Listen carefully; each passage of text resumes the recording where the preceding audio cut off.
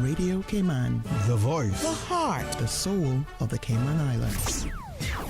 For the Record is brought to you by Vamped Motors, the only authorized Ford and Toyota dealership serving the Cayman Islands. Coca-Cola, available across the Cayman Islands from Tortuga Distributors. Accept no substitutes. Taste the feeling with Coca-Cola. Brand Source Home Gallery, inspiring luxury. West Bay Pharmacy, taking care of your health. And JN Money. From abroad to yard. Fast, affordable, convenient. Doctor's Hospital. Peace of mind is important when life happens. Doctor's Hospital. Always there for you. Call 949-6066. And giversplanet.com. Cayman's online platform for fundraising and charitable donations. This is For the Record with Ort Connor. Coming to you live from Radio Cayman Studio. For the record. For the record. For the record. Hear from your government officials, independents, and the opposition on issues that matter to you. For the record. Engage in an open dialogue between residents and lawmakers. For the record. For the record. For the record. Informative, impartial, insightful. This is your talk show. 1-800-534-8255. Your calls, your input. This is For the Record. And now, your host, Ort Connor. Good morning, good morning, good morning. O land of soft, fresh breezes and verdant trees, so fair. Today is Wednesday, the 13th day of April 2022. Right here in the beautiful Cayman Islands.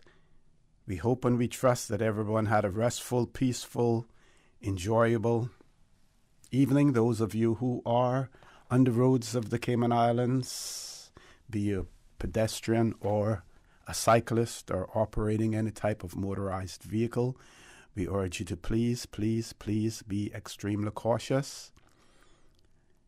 Ensure that you observe the rules of the road. Remember that by so doing, the life that you save may just be your own. I'm not sure whether or not school is out yet. Is school out yet, Miss Susan? I don't think so. It was less traffic on the road this morning around about 6:30.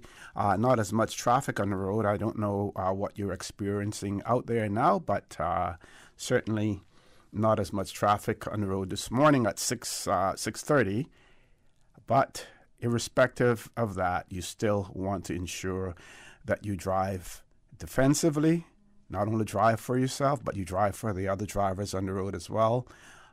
Pay attention. Don't be distracted by your phones or the other occupants inside of your car as well. I don't know if some of you have experienced this, but there are some drivers, they're driving and they're talking to you, but there are persons who, when they talk to you, when they're speaking to you, they also want to look at you.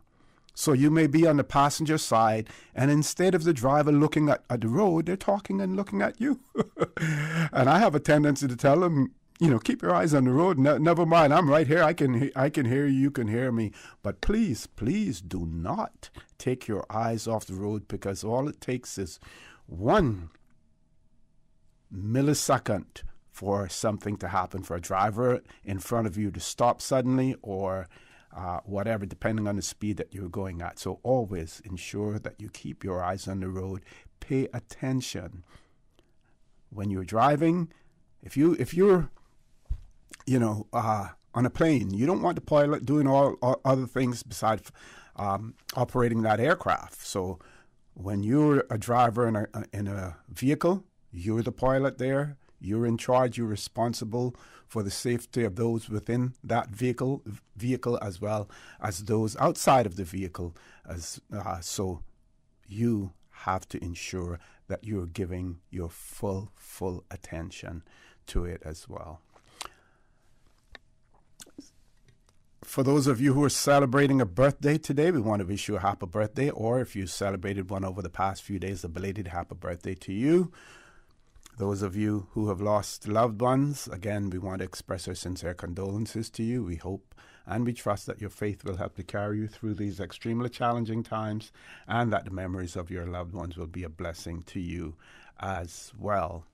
Those of you who are ill and are either at home or at a medical facility, we wish you a speedy recovery. So, folks, I want to thank you for allowing Radio Cayman, and by extension, For the Record, into your homes, into your vehicles as you traverse the busy roads of the Cayman Islands, into your places of work, wherever that may be. As you know, For the Record is a show produced by the staff and management of Radio Cayman, and it is geared towards keeping you abreast of issues as they arise and play out on the local, regional, and international scene. I am your host, Art Connor, and you're welcome to join me every Monday, Wednesday, and Friday from 7:30 a.m. until 10 a.m.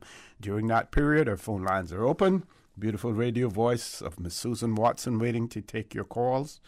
You can call us on our toll-free number provided courtesy of Flow. That toll-free number, 1-800-534-8255. You can also call us on 949-8037 and 949-6990. Email us at fortherecord, one word, fortherecord@candw.ky. WhatsApp us, 925-3261, where you can send us a text message, not a sex message, a text message, or leave us a voice note, the contents of which will be played during the course of the show. And, of course, you can follow us on YouTube simply by subscribing to Radio Cayman live stream. No guests in the studio at this juncture. We may have guests that later on. Meanwhile, as you know, Easter is coming up. I think last Sunday was Palm Sunday, and Easter, Good Friday, of course, coming up this Friday. Easter Monday, big day for picnicking and everything.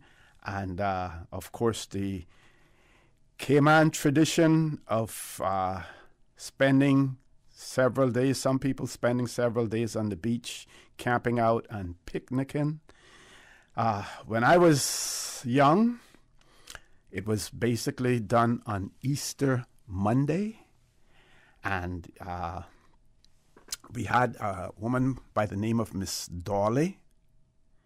And, of course, you all know the matriarch of the Scranton area, Miss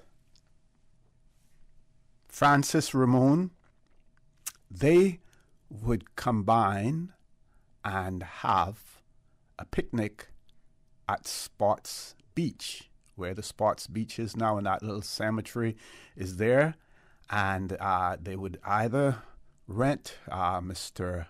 Wellington's truck, I believe, or Mr. Clarence Flowers' truck, or may have been, who else? Mr. Cullis Smith had a truck as well. But they would rent the truck, and of course, those days you would have the benches, the wooden benches that were placed right across the in a lateral direction, laterally across the back of the truck, and you'd sit there, and your parents need not go with you on those picnics because they had it arranged in such a way that every child was accounted for, every child was taken care of, and you would go, I guess, around about 6:30 in the morning and come back in the evening on Easter Monday. So that was a big, big thing for the people in Georgetown and in the Shedden Road, Scranton area. Miss Dolly Ebanks and Miss Frances Ramon, they had their picnic. So if any of you remember that, call in and refresh our memories. Of course, those were the days also when in that Spots area there, you could just walk out in the water up to, knee high or waist high and pick up the conchs galore. Folks, I'm sure you can't do that today, out there. But those were the days when, of course, our population was probably under 10,000 persons. And we didn't have all of those pressures on our environment that we have today as well. So, with it being Easter, we have the Royal Cayman Islands Police Service has issued a safety message for the Easter holiday. Also, the Department of Environment has issued one, and I will share those with you. I notice out at Ivory Point, I believe that area out there to the end, near to where the public beach is owned by one of our large corporations here in the Cayman Islands. They have opened the gate there. That gate has been open for the past at least week or so. They do allow campers to use that area.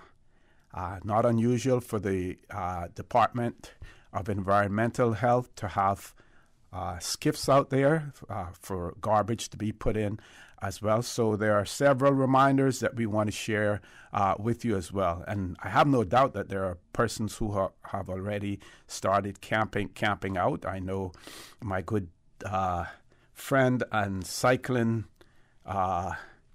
partner, Mr. Ada Powell of the Daybreakers group, or also a group called Gramps. One of his friends had already staked out his spot at the public beach in Caibo from last weekend, I believe. He had staked that out as well, so we know that people are out there already. I'm sure some of them have their radios. If they don't have their radios, they have their phones, and they are, of course, listening to Radio Cayman as well. So I'm going to try to share this with you before we go on our first commercial break. The Department of Environment, they wish to advise anyone traveling to the Sister Islands this Easter. They want you to help to stop the spread of the stony coral tissue loss disease. And you heard on For the Record, representatives from the Department of Environment talk about the stony coral tissue loss disease. And they're asking you to try to stem the spread of that by disinfecting all water gear and boat bilges using 1% bleach solution. Goes on to say that stony coral tissue loss disease is an extremely contagious coral disease that has spread completely around Grand Cayman's reefs in just over a year, leaving millions of dead coral in its wake throughout the Caribbean. But thankfully, it has not yet reached either of the sister islands, so we still have time to protect them.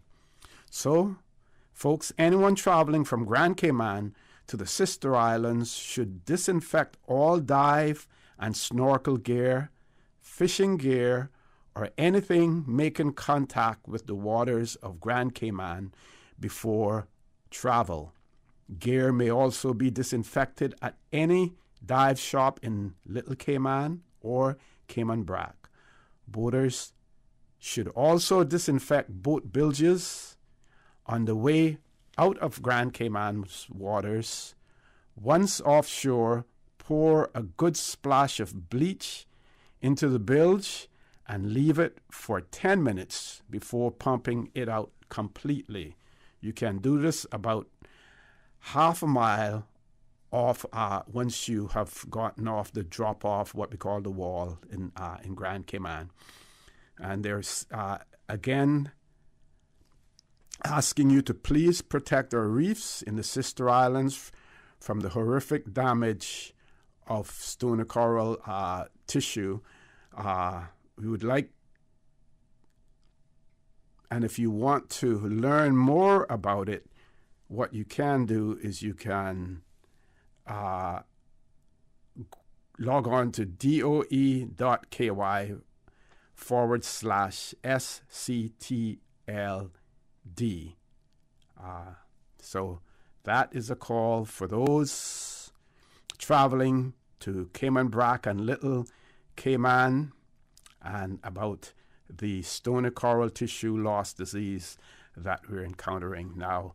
We know that in Little Cayman, There's limited amount of rental space there, and those who are in such a fortunate financial position that they're able to own a condo over in Little Cayman, this goes out to you as well.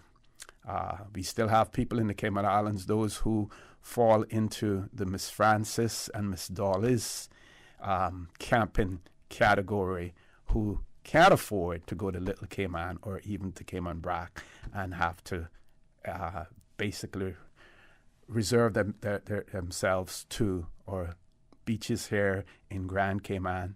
But there are things that you can do as well, and we will share them with you during the course of the show. So folks, please stay tuned. For the record, we'll be back shortly. The Cayman Islands boasts of a long, colorful, and rich history. In tribute to our roots, Radio Cayman, the voice of the Cayman Islands, is pleased to bring you the Historical Vignette Series, brought to you by Rotary Central. For more than 110 years, Rotary members have used their passion, energy, and intelligence to take action on sustainable projects. The Cayman Islands, He hath founded it upon the seas. Since its early beginning, the Cayman Islands tourism product has targeted middle to upper class segments. In 1949, Benson Greenwald, a wealthy British visitor, began construction on the empty West Bay beach of the Galleon Beach Hotel with 12 rooms. Greenwald was instrumental in the passage of the Caymanian Hotel Aids Law of 1950, which provided exemptions from import duties and taxes for anyone building a hotel with more than 10 rooms. Along with the Galleon, the new law kick-started the development fury with Marin's Seaview Lodge and Pageant Beach Hotel. By 1960, there were 9 hotels, clubs, and guest houses in the Cayman Islands. Since 1993, Rotary Central has worked diligently each year to provide quality bus shelters to our community. A traveling convenience to our school children, the elderly, young people going to work, guest workers, and visitors using the public bus. We, Rotary Central, help you, our advertisers, make it happen. Your marketing dollar travels a far way, positioning your message, your product, your services, your presence in over 83 bus shelters. Every dollar you spend, every advert you place helps to build another bus shelter, providing modest comfort for Cayman travelers. Reserve space now on the only billboard medium in the Cayman Islands. Email rotaryshelters@gmail.com. rotaryshelters@gmail.com. The Bus Shelters, a partner in community convenience. Another inspiration program by Rotary Central Cayman Islands. Radio Cayman's Historical Vignettes was brought to you by Rotary Central. For more than 110 years, Rotary members have used their passion, energy, and intelligence to take action on sustainable projects. We think it's time you crossed over to a new vehicle. And with the Toyota Corolla Cross now at Vamt Motors, you have plenty of reasons to make the switch. The crossover body and hybrid engine is a sleek design in a sturdy structure with a spacious interior that opens to extensive cargo space. Stuck in traffic? The high-performance self-charging hybrid system automatically switches between gas and electric vehicle mode, helping you lower both fuel costs and carbon emissions. The Corolla Cross has full LED lighting inside and out, an integrated display audio system with energy monitor, and a dual-zone climate control system to ensure comfort for all. Test drive the new Toyota Corolla Cross Hybrid today at Vamt Motors, Walkers Road. JN Money, money touchdown. Send the money now, reach wow. You say you need some money, JN Money, I can send it in a hurry. Get through quick when you come collect your cash, or use your money card and swipe it in a flash. Send funds to any bank, yeah. Pay your bills quick, yeah. Low fees, you know it, yeah. JN Money, we are pick, yeah. Send and receive funds at any JN Money location. It's fast, affordable, and convenient. Money touchdown with JN Money. Send funds to any bank, yeah. Pay your bills quick, yeah. Low fees, you know it, yeah. JN Money, we are pick, yeah. Call 345-945-2014 for details. Available at JN Money locations across the Cayman Islands. What's that? No sugar, same amazing taste? Coca-Cola Zero Sugar is here to stay. Classic taste, pure satisfaction. Be sure to stop into any Tortuga location and get your own case of Coke Zero. Or grab an ice-cold one straight from the cooler. Brought to you by Tortuga Distributors Limited. Coca-Cola, taste the feeling, Cayman. At Doctors Hospital, we know life happens, and usually when you least expect it. So when unexpected medical issues arise, you need quality care close to home. Located in the heart of Georgetown, our accomplished team of physicians and medical staff treat minor urgent conditions such as migraines, chest and abdominal pain, shortness of breath, burns, broken bones, open wounds, and more. 24 hours, 7 days a week with no appointment necessary. Peace of mind is important when life happens. At Doctors Hospital, we're always here just for you. Need to speak to someone? Call 949-6066. Make your house into a home. Welcome to Brand Source Home Gallery, your source for premium products and a premium experience. We'll design and install your dream kitchen with crafted cabinets, complemented with elegant appliances. We'll fill it with quality houseware and cookware. Custom-designed closet and storage solutions organize and beautify any area. And with the finest bedding, you'll get a perfect night's sleep knowing Brand Source Home Gallery has everything you need to make your house a home. System 1 loaded. 1-800-534-8255. What is on your mind when it comes to the government, independence, and the opposition? Issues that matter to you. 1-800-534-8255. Waiting to hear from you. For the Record. This is For the Record with Ort Connor. Good morning. Welcome back to For the Record. We have two callers on hold, but very quickly, I received a WhatsApp message, and I'm going to only share part of this with you. Because I haven't been able to verify the rest of it, but we have been, someone has sent a WhatsApp message asking people to avoid Goring Avenue and Boilers Road, if at all possible, because there is a heavy police presence in that area. Maybe that there's some ongoing investigation. So if you can, please avoid the Boilers Road, Goring Avenue area for now. That was received at around about 7:39. I'm just getting an opportunity to share that with you now. Let's go to the phone lines. We have about 7 minutes and two callers. First caller, good morning. Welcome to For the Record. Good morning, R.C. Yeah, good morning. Good morning. How are you, my friend? You fine, thanks. Well, first of all, happy Easter to you and to all your listeners. Thank you very much. How is it up there? How do they celebrate Easter up north? Well, you know, up here, you know, with freedom of religion, you know, there's all kinds of celebrations. Easter is celebrated, of course, as you know, but, you know, it is not as conspicuous as it is supposed to be in Cayman, because, you know, Cayman is pretty much homogeneous in terms of religion and so on. But yes, it's celebrated, of course. Okay. I wanted to comment on two things, OC. The first one is about Easter and the camping, and then the second one, a small additional point about the situation with the Honorable Bernie Bush. Mm-hmm.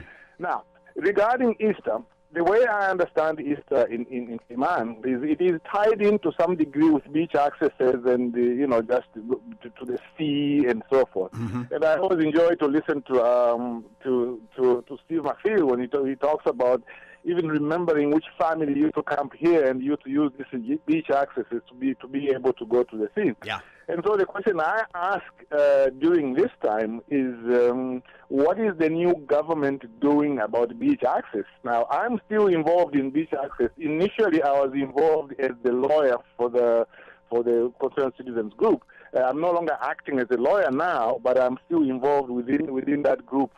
What is the new government doing? You see, what had happened initially, when they had collected 500 affidavits years ago, and they filed them to say, can you recognize these accesses?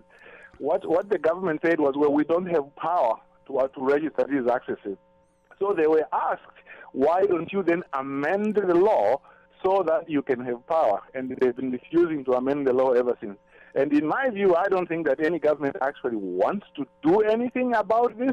They are pretending to appear to care about it. They don't care about it. And since the new government came in, we've had some Zoom meetings with some officials to try and move it forward because they are working on some legislation. But I just don't see the same enthusiasm from the politicians that I see from the officials. So I think that this new government must answer that question, issue a policy statement, and say what is their position regarding that. And secondly, and very briefly, about the issue regarding the Honorable Bernie Bush. Now, some issues have arisen from my reading of the news in Cayman. There are some issues regarding, well, Bernie Bush has paid a price, he has accepted it, he's moved on. But how about other people who have never been punished? And in the Loop Cayman, I think they've raised that issue. And I've raised the same issue. You know, the Attorney General was at one PAC meeting, Public Accounts meeting. The Attorney General was asked, why are you giving legal work to people outside without tender procedures? Because the tender procedures apply to you as well. And I remember at that time, Reshma Sharma, who was acting Solicitor General, said, well, the official position of the office is that they don't do that because they want to continue working with people who they know better. But what kind of answer is that? So does it mean everybody in government can violate any law so long as they think that there's a good reason to violate the law? I think that is wrong. The Attorney General should have been made to pay a price similar perhaps to what Bernie Bush has paid, because especially in his case, he is the one who is supposed to enforce the law, and he has violated it in a way in which it amounts to the criminal offense of breach of trust, contrary to Section 13 of the Anti-Corruption Law, contrary to Section 118 of the Criminal Code, willful disobedience to law according to Section 121 of the Penal Code. And so that's the question I asked. Why hasn't the Attorney General also paid the same price? And something that the Office of the Ombudsman could be looking into as well. Thank you very much for that, Billy. We're going to grab the next caller. Don't have a whole lot of time. What I'll ask the caller to do, if they want to call back after the news, which is going to be 15 minutes after so that they can finish, but I want to give them at least an opportunity to start. Caller, good morning. Welcome to For the Record. Good morning, sir, and I will take your latter option. I'll call back at 8:15 because I had a number of things I wanted to address. Okay, but you still have about 2 minutes if you want to start on one, if you want. Okay, well, I'll do this very positive one, sir. Okay. You've probably had other people call to say, but I wanted to really say kudos to the HSA on the opening of the new pharmacy at the Smith Road location. It is absolutely beautiful, and not only that it's, looks good in appearance, the service is there to go with it. It's now a pleasure to have to go to pick up, or drop off prescriptions. It's beautifully done. It's comfortable. I mean, you actually have chairs where you can sit when you're at the counter, and they obviously have taken on or redeployed staff because it's really very, very well staffed. And I know we're so quick to give criticisms, and the pharmacy was really a bad one. And all it was, like so many other things in Cayman, it had outgrown the population and was desperately in need of that upgrade. So to Ms. Lizette and her crew and everybody else involved in that, just really, really a great job. And then I had another subject, and it was called Parrots versus People, and succession planning, which I really wanted Billy to weigh in on, but he's gone. But he'll listen in and possibly call back too if he feels that he has some input. Yeah. Yeah. So should I just throw something out there, or just wait now and call back after? Yeah. If you wait and call back, we now know what you want to talk about, and I can do a little research while during the news break as well for that. So we look forward to your call. When you do call in, just identify yourself to Ms. Susan that you were a previous caller who needed to continue. Yeah, So- well, it's the Cayman Brac parrot. Uh-huh. We've heard it's the Cayman Brac parrot versus the Cayman Brac people. Okay. If you could just research in the statistics and see what the Cayman Brac population of humans was, and what it was before this last census, and what the current census says it is. Will and do. We'll have a discussion on that then after each 15. Will do. All right. Thank you very much for that. Folks, top of the hour, 8 o'clock news. Please stay tuned. For the record, we'll be back immediately after the 8 o'clock news. Thank you, Mr. Connor. And studio time now is 8 o'clock, brought to you by Foster's. This Easter, make it all about eating better with Foster's. Make it easy with our all-new Easter dinners, prepared fresh by our deli team. First, choose your main from Escovitch snapper, Cayman-style beef, maple glazed ham, and smoked jerk pork shoulder. Then customize it with your choice of sides and desserts. Plus, every order comes with dinner rolls and coleslaw. And the best part? All you need to do is serve and enjoy. Order yours online from $94.99 at fosters.ky/Easter. This Easter, make it Foster's. Better because we care. This Easter, make it all about eating better with Foster's. The voice of the Cayman Islands. 89.9 FM in Grand Cayman and 93.9 FM in Cayman Brac and Little Cayman. Silver wings shining in the sunlight. Radio Cayman. The 8 a.m. news is brought to you by ValueMed Pharmacy. Save time and order your prescription refills online at value-medpharmacy.com. VALU-medpharmacy.com. For today's biggest news. Radio Cayman, the voice of the Cayman Islands. With your latest news, I'm Karsley Fuller. Cayman explores the future of agriculture with the CARICOM Secretariat.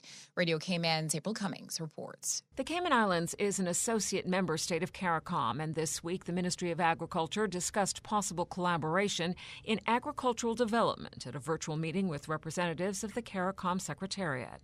Cayman expressed its interest in regional cooperation to support local farmers, strengthening the Cayman Islands' food and nutrition security, and ensuring accessibility to high-quality food from other sources.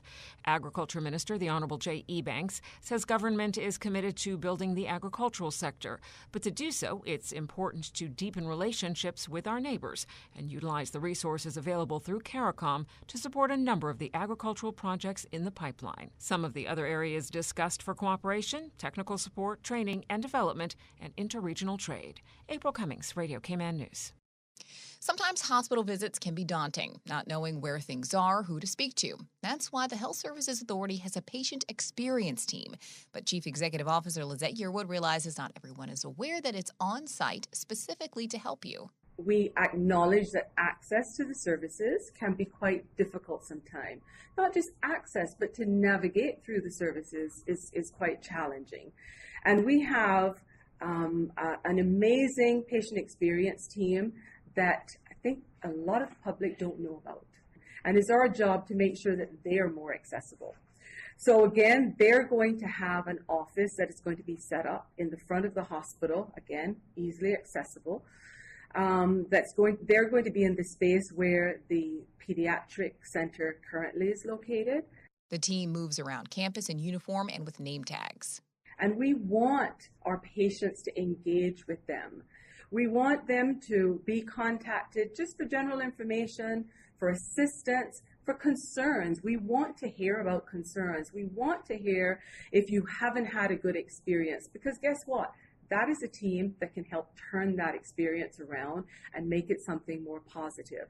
Preparations are in full swing for the reopening of Crystal Caves in Northside. We're all excited about having reopened. Our new staff is all geared up and ready to welcome back our local audience. Archie Whitaker tells Radio Cayman they're kicking things off with a family fun day on Saturday. We have Easter egg hunts, kids' best dressed Easter competition, face painting, egg and spoon races, bouncing castle, piñata tossing, and then we're going to have some entertainment as well for music and dancing. From our tasty treat corner for Easter, we have snow cones, cotton candies, popcorn, ice cream, hot dog, tacos, swanky, sodas, and water. You can join in the fun at 11 a.m. Saturday morning. If you want one of the guided tours, you'll need to book those in advance by calling 949-2283. Now with the check of international news, here's the BBC, which will take us out of the newscast. I'm Karsley Fuller from Radio Cayman's newsroom. BBC News with Justine Green. Russia says more than 1,000 Ukrainian Marines have surrendered in the besieged port of Mariupol, but an advisor to President Zelensky said the city hadn't fallen. The presidents of Poland, Lithuania, Latvia and Estonia are in Kyiv to offer support to Ukraine. Talks with President Zelensky are expected to concentrate on ways to help Ukrainian civilians as well as the military. The deputy mayor of Dnipro in central Ukraine says the city's mortuaries are full of bodies of Russian soldiers. He said officials did not want to cremate or bury the more than 1,500 corpses in mass graves. He appealed to the soldiers' mothers back in Russia to urge their sons' commanders to claim the bodies. Severe flooding in South Africa's KwaZulu-Natal province has killed at least 50 people and forced the country's biggest port at Durban to close. Hundreds of people have been made homeless. Hundreds of shipping containers at Durban have been washed away. China's registered a surprise drop in imports in March, the first decline since August 2020. It's thought to emanate from freight problems and weak domestic demand. Ghana's inflation rate has risen from more than 15% in February to 19.4% in March. The central bank raised interest rates last month to try to curb rampant price rises, which analysts warn could plunge one of West Africa's largest economies into crisis. BBC News. The 8 a.m. news is brought to you by ValueMed Pharmacy. Save time and order your prescription refills online at value-medpharmacy.com. VALU-medpharmacy.com. Did you know that ValueMed Pharmacy has a free online prescription service? Managing your health and medical requirements has never been easier with ValueMed. Simply visit value-medpharmacy.com. That's VALU-medpharmacy.com and click the Refill Prescriptions tab on our website. Fill in the information for new prescriptions or refills and choose your preferred pickup location. ValueMed on Walkers Road or Boddentown. Then bring in your original prescription from your doctor when picking up. There's no need to stand in line and wait for your prescription. Save time and pick up prescriptions at your convenience by visiting value-medpharmacy.com. That's VALU-medpharmacy.com. Stay in touch with Radio Cayman for the latest in news and information. Follow Radio Cayman on social media, Facebook, Instagram, Twitter. Download the Radio Cayman app or log on to our website, www.radiocayman.gov.ky. Radio Cayman, your voice, your choice, your radio. Since 1993, Rotary Central has worked diligently each year to provide quality bus shelters to our community. A traveling convenience to our school children, the elderly, young people going to work, guest workers, and visitors using the public bus. We, Rotary Central, help you, our advertisers, make it happen. Your marketing dollar travels a far way. Positioning your message, your product, your services, your presence in over 83 bus shelters. Every dollar you spend, every advert you place helps to build another bus shelter, providing modest comfort for Cayman travelers. Reserve space now on the only billboard medium in the Cayman Islands. Email rotaryshelters@gmail.com. rotaryshelters@gmail.com. The Bus Shelters, a partner in community convenience. Another inspiration program by Rotary Central Cayman Islands. Tune in every Monday through Friday at 12 p.m. for Radio Cayman's Midday Newscast. Radio Cayman, the People's Station, your trusted official source for the latest news. The 12 p.m. news is proudly brought to you by Health City Cayman Islands. World-class healthcare within your reach. Cayman Crystal Caves invites the community to their grand reopening free family fun day. Saturday, April 16 from 11 a.m. until 5 p.m. Easter egg hunt, face painting, games, bouncing castle, tasty treats from snow cones to hot dogs, tacos, and a free raffle. Take a short break from camping and bring the family down to Cayman Crystal Caves in Northside this Saturday from 11 a.m. until 5 p.m. Call 949-2283 for more information. The 8:12 a.m. weather report brought to you by CG Britcay, where people come first. Good morning, everyone. Hello? Hello? Oh, sorry, I was on mute. Okay, I see we have just about everyone, and of course Tom drops off, as per usual. Let's just wait a minute here. He always comes right back, and we're almost ready, and... oh, whoever's dog that is, please go on mute. Why won't it let me share my screen? Okay, looks like we're ready to start. We're like a video conference with no technical issues. CG Brit-K. Good like that.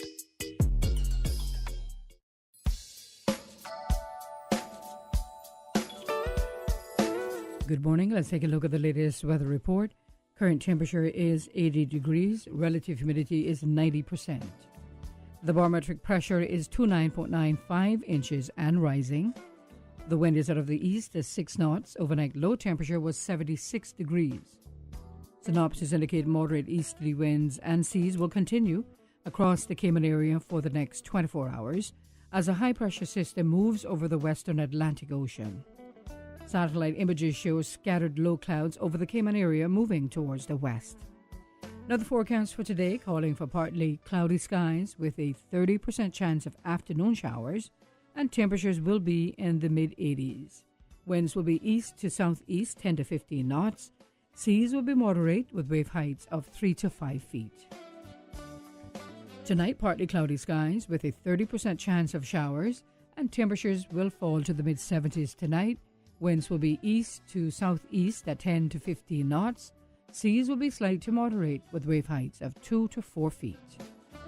We're presently at a high tide, and the next low tide will be this afternoon at 1:49, and a high tide again tonight at 7:58. The sun will set this evening at 6:41 and will rise tomorrow morning at 9 minutes past 6. And the outlook is calling for light winds and slight seas from Thursday morning as the pressure gradient across the Caribbean weakens. The 8:12 a.m. weather report brought to you by CG Brit-K, where people come first. Head east on Cove Road. Sharp left on Church Street. Sharper left. No, your other left. Did I say left? No, you missed it. Okay, I'm lost. With money-saving bundling options for home and motor, we're like a GPS that doesn't steer you wrong. CG Brit-K. Good like that. Let's stop and ask for directions. The traffic report is brought to you by Subway. Planning a meeting, event, or office celebration? Visit subway.ky to place your catering order today.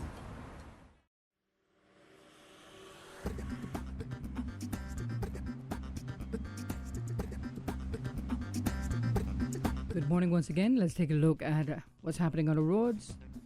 Traffic coming off the Esley Tibbetts Highway is busy. Busy traffic coming off of Bobby Thompson Way as well as off of the Linford Pearson Highway on Agnes Way. Linford Pearson Highway at the moment is some sections steady, other sections busy. Westbound traffic on Cool Road is busy as well, and eastbound traffic on Cool Road moving along pretty good.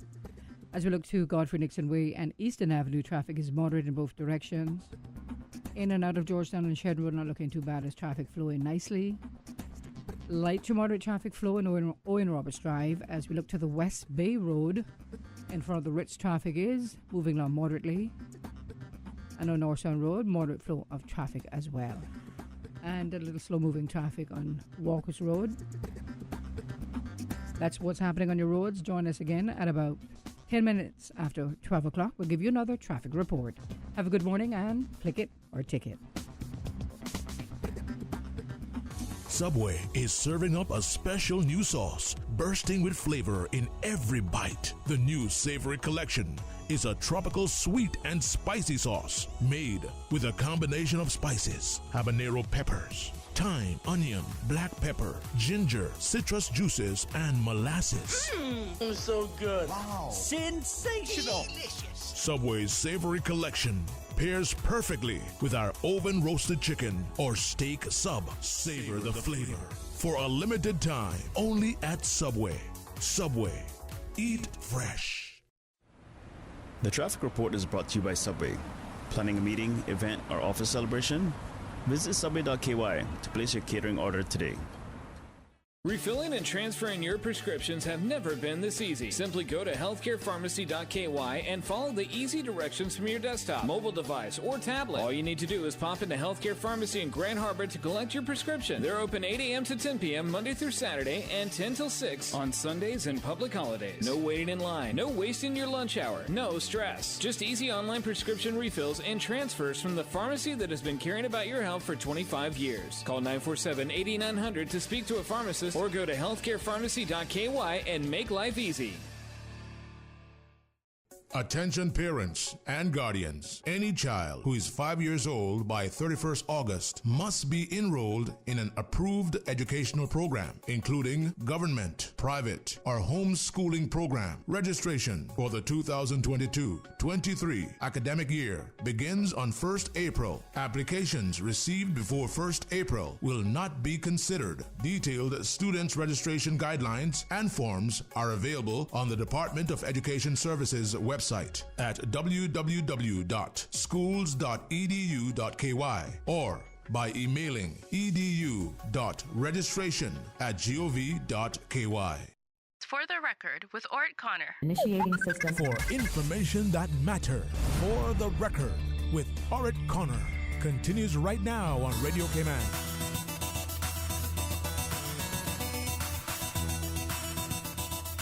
Good morning and welcome back to For the Record. No guests in the studio yet. Possibly at 9 o'clock this morning we should have guests in the studio. Meanwhile, the caller has rejoined us, and I want to thank her for being so patient and calling back as well. Caller, good morning. Welcome back. Morning again, sir. And yeah, it's not a problem. I was happy to call back. And this is Lorna Bush. Okay. I don't mind identifying myself, really. Most people tell me they know who it is anyway. Yeah. Okay, so parrots versus people. Recently, and I believe it was a part of a newscast, but at any rate, it was on Radio Cayman, that I heard someone from, it's probably from the Department of Environment, I think from their terrestrial program, research people, and they were speaking, I think they were over in Cayman Brac, and they were speaking about some rare, it sounds like it's even a different parrot than the one that we already have identified. Anyway, there's so few of them. No, let me tell you, I am not putting down those people who do that work. Some of them are even volunteers. Some don't even get paid. Mm-hmm. I have no problem with that. They're passionate about what they do. Some are passionate about sharks. Some are passionate about soldier crabs. It really, I'm not putting them down. But my concern is who's paying attention to the humankind? Because if my information is correct, and if I can read correctly, the population in Cayman Brac is declining. That is correct.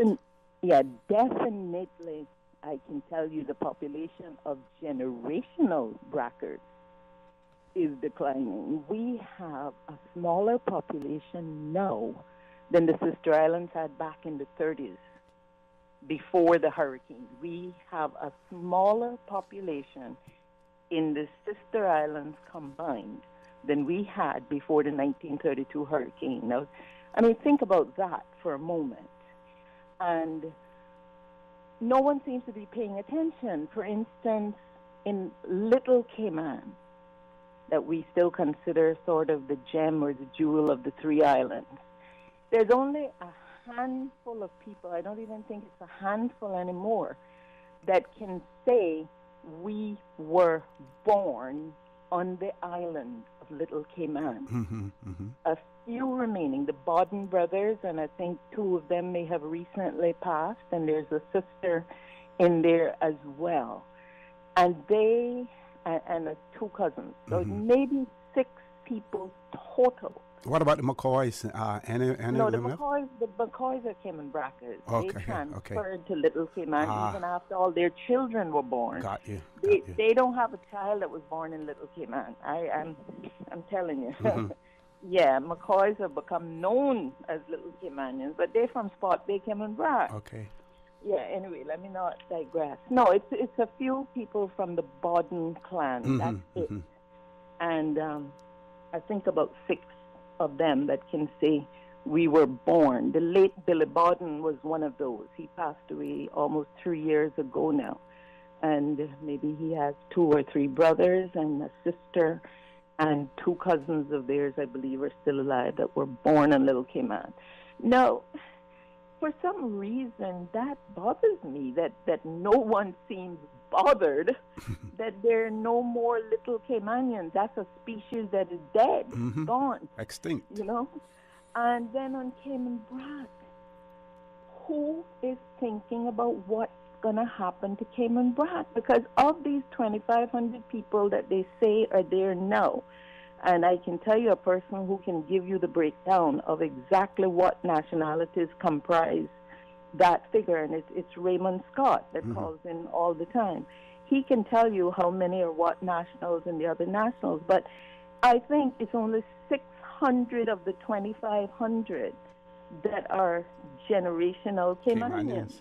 Okay. Yeah, and it's going to get just like Little Cayman, because no one, and when I say no one, this has to be led by government, because there's no private sector in Cayman Brac.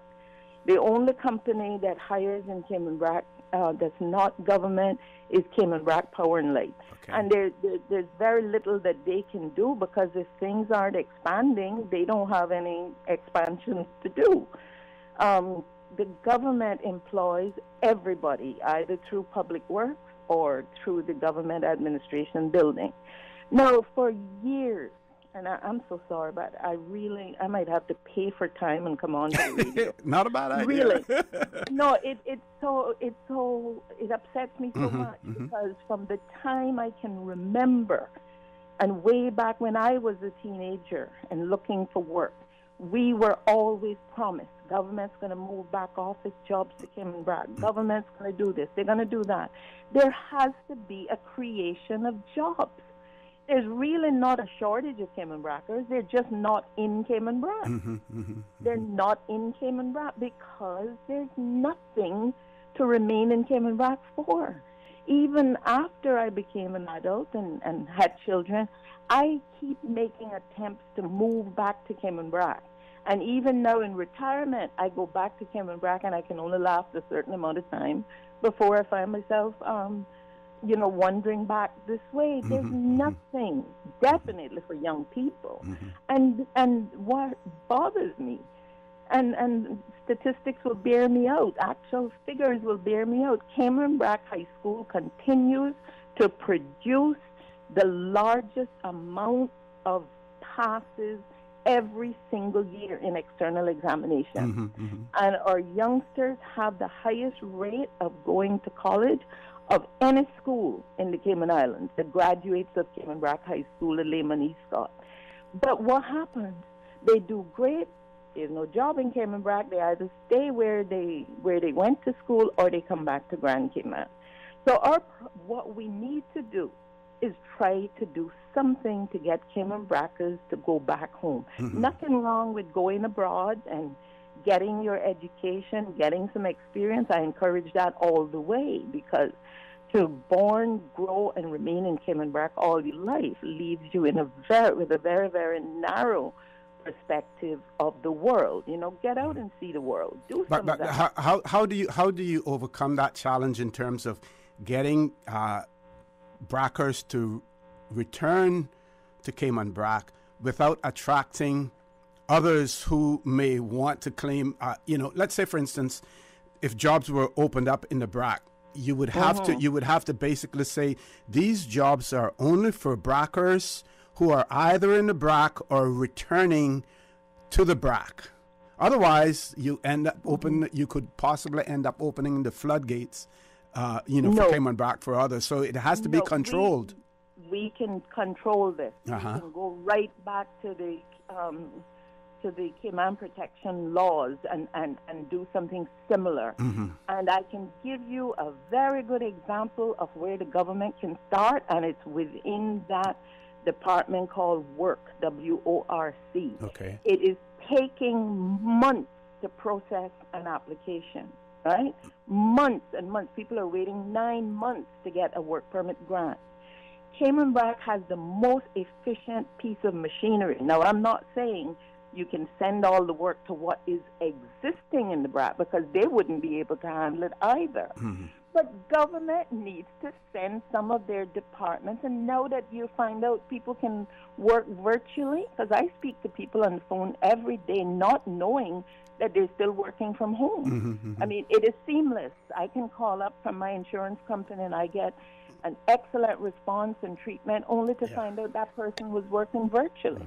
BritK has done something similar with their office in the BRAC, because the office in the BRAC isn't that busy. They have the very efficient lady there answering calls from Grand Cayman, and no one is the wiser. Now, caller, I know you want to talk about succession planning as well, and we do have other callers queued up, so I want you to be able to touch on that subject. I'm going to keep you on and then we're going to go to our next commercial break after, so you have about 3 or 4 minutes left. It's okay. We'll leave succession planning, which could tie in well with this same dilemma that I'm speaking of, because succession planning should start by government reverting to the bonding system with scholarships. 90% of the youngsters that leave here to go to university are going on government scholarship. Government could automatically get succession planning in place if they revert to bonding, identify the job you're training for, identify the position that you're leaving behind, tell the position holder, I have a young Caymanian coming home in 4 years. This is what we're going to do. But you recognize... Billy to speak on, because Billy himself went through that in his country where he came from. But I'll leave it. Thank you so much. But you, before you go, you recognize that has its limitations as well, based on the number of college graduates that we have going through the system now. That would be very difficult, for you to have it straight across the board. But it could be part of the succession planning in terms of the bonding and identifying. Now, government has a lot of statutory authorities and government companies out there that rely heavily on work permits in the accounting field, in the IT field as well, and those government statutory authorities and government companies rely heavily in some instances on work permits as well. And I believe that is one area where government can focus more in terms of getting Caymanians into those positions. Oh, see, you just gave a big part of the solution. When I say government, I'm sorry, I just talk generally, but of course, it includes all the authorities and the government companies, because at the end of the day, government is still responsible for them if something goes wrong. So you just gave one of the great solutions. We'll talk more. Certainly. I hope Raymond would call in to give you the breakdown, and I hope Balika will sometime get back and tell people again about how succession planning really works. Right. Okay. Thank you so much. You Thank gave you. me a lot of time. I am grateful. Bye-bye. Thank you very much as well. And just to add to that, the BRAC population in the present BRAC population is estimated to be somewhere around about 2006. In 2010, 2012, 2,150. So, we see the decrease like the caller has spoken about as well. Can't go way back to the 30s on that yet, but those are the recent figures. So we're going to take a commercial break. We had several callers queued up. I want to encourage them to call back. Quick commercial break, and we will take your call, so please stay tuned.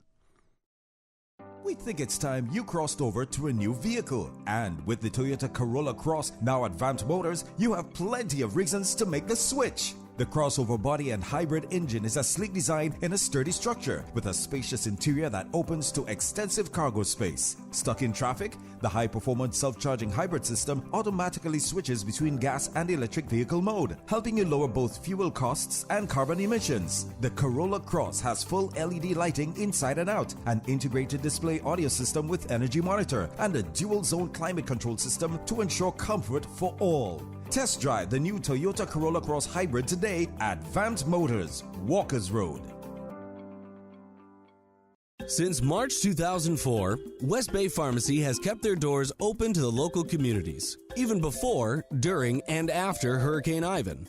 At West Bay Pharmacy, our staff provides so much more than pharmaceutical excellence. From the moment you walk through our doors to completing your cash out, our staff will have put your healthcare concerns at ease. We would like to take this moment to thank our loyal friends and customers.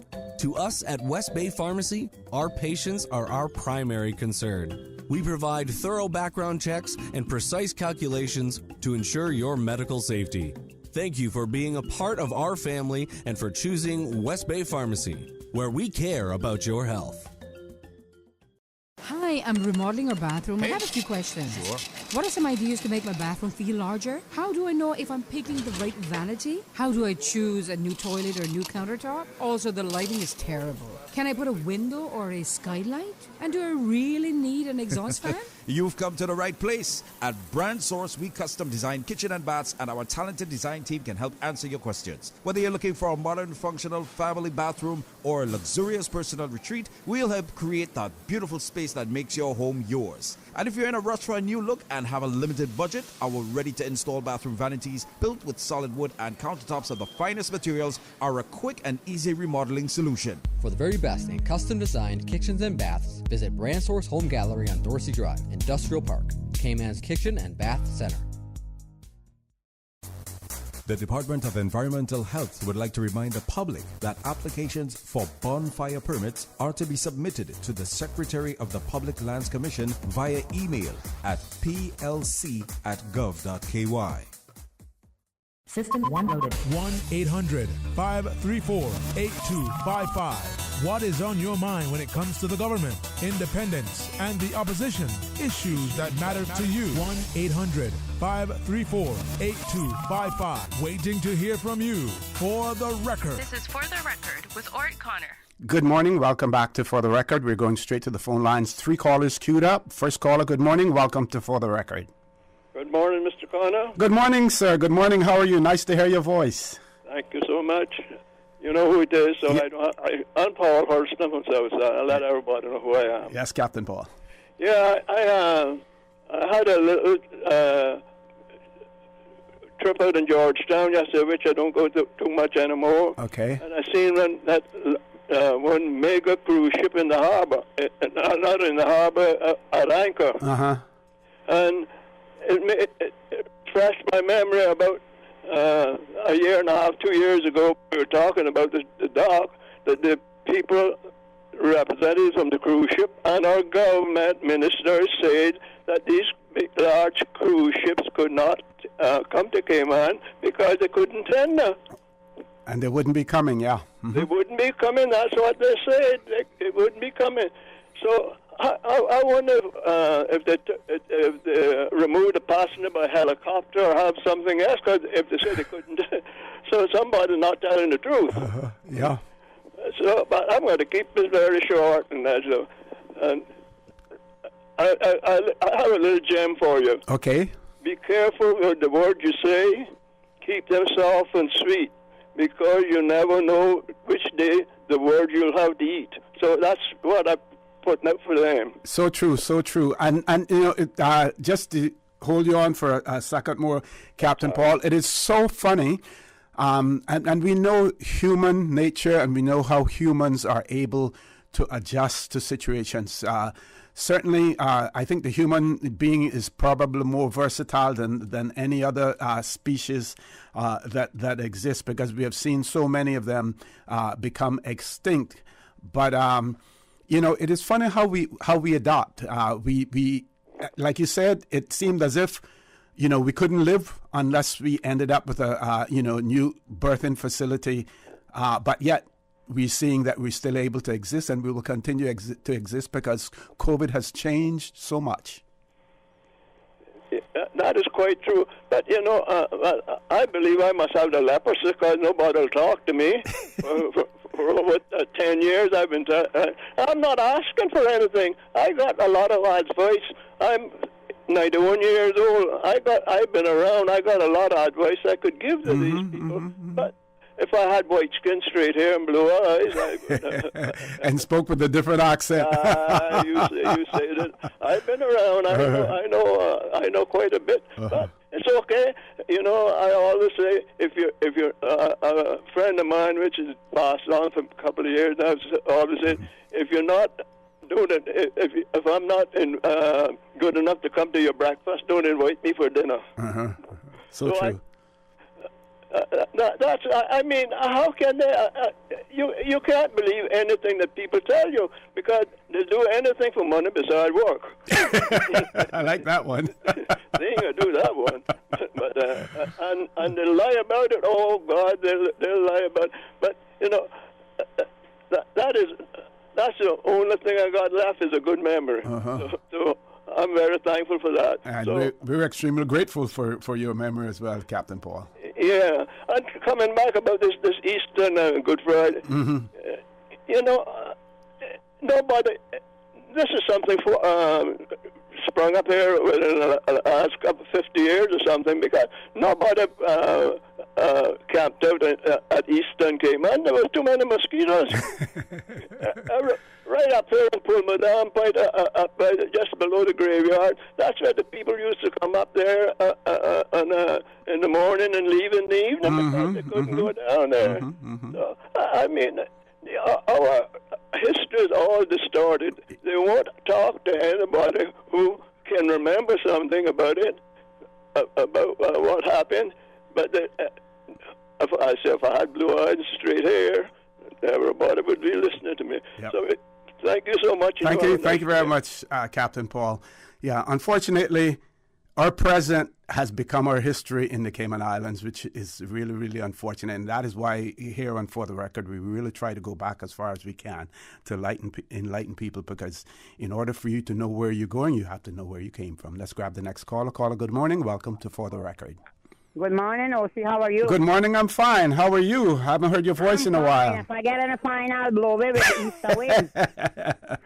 I hear Cousin Paul, but Cousin Paul, they used to say, one not good enough for breakfast, not good for supper. That's my cousin, you know. I said, one call to endorse some caller that called about the facility at Smith Road? Smith Road Plaza. Okay. I tell Heather yesterday, I said, that is beautiful. Who complained about that? But I know God couldn't please her about it, so they're not going to please them. But let me tell you, that is nice. I love it. I went there yesterday. I put in a prescription for a friend, and I pick up mine, and you don't even have to touch the door. They got a nice Filipino that opening the door. When the door opened, I was fighting. I didn't even see him. And I said, this is automatic door or what? And he come in, and he showed me where I had to go to put in the prescription for my friend. And then you go to the window, and I can't even remember the number I had 80080.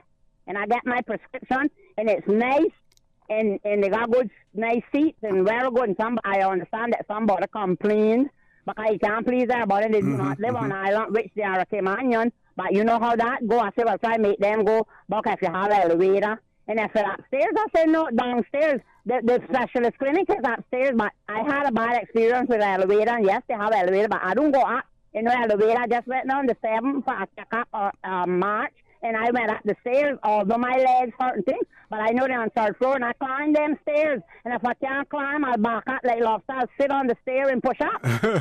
Or you can, if you're going to take the elevator, just wait until someone else is going with you. You may feel a little more comfortable. With other people, but I do that. But sometimes I rush for time because I have an appointment and nobody not going up, so I just hit them stairs. I just hit them stairs. And it's good exercise, too. Like I said, God, right. And the doctor told me I'm a 67-year-old. I'll be 68 in August, but he told me everything. But only one thing that was supposed to be like 34 on me, and it was 37. I can't remember what he said. He said, but that's nothing to worry about, because I just said, when you're traveling, your luggage is supposed to be 50 pounds, and it was 55. So he said, keep the good work up. Everything is good. Good. Everything on me is good. That's good to hear. Good to hear. And I'm a good old work. They say old working, good thing better than new thing any time. So I am in perfect health. Okay. One of my legs swells up, and my toes gets numb. But apart from that, and I got broke back. But apart from that, I am good to go. Okay, and you stay safe during the Easter as well, and have fun. Thank you very much, caller, for that. Let's grab the next caller. Caller, good morning. Welcome to For the Record. Hi, good morning. Sir. Good morning, good morning. O.C. Hey. Lucille Seymour here. Yes. Did you hear me talk about the picnicking? Oh, yes. I hear the noble the nobleman, and I want to let him know the problem in Cayman is ageism. Yes. When Cayman becomes an age-friendly society, it will make a difference. I notice it. I don't call much, but I sit back and I make observations, and I say to myself, what a way we have changed not to respect and honor or older persons. And I say that because we kill our history. Every day I tell people, I tell the civil service that, in particular the civil service, they kill your history.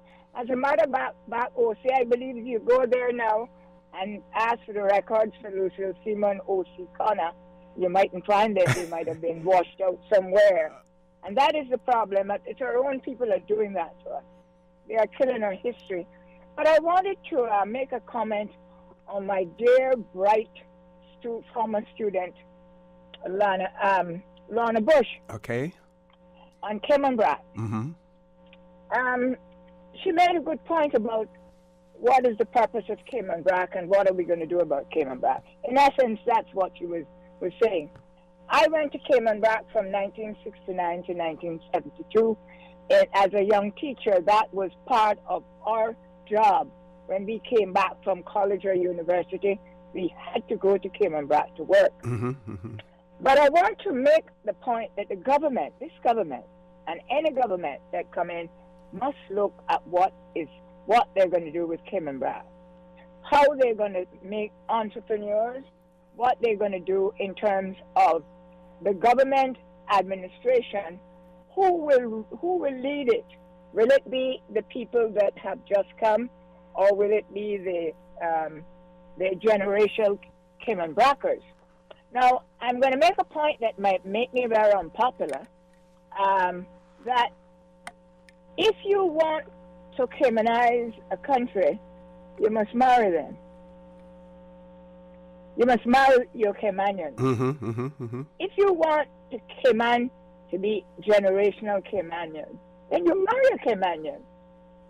But if you cannot have your cake and eat it, you cannot go out and make only and have 600 only generational Caymanians, and the population, the rest of the population, are from somewhere else. That means you're either having them work or you're marrying them.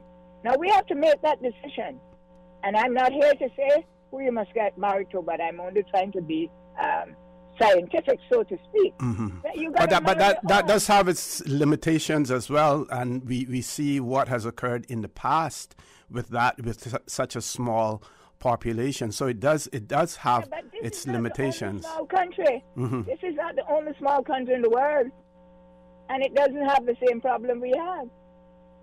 But when you we have an issue with color, and here I am not here to say that anybody's a racist or anything. I was born here of generational Caymanians, and I know it because I've lived it, and I'm still living it.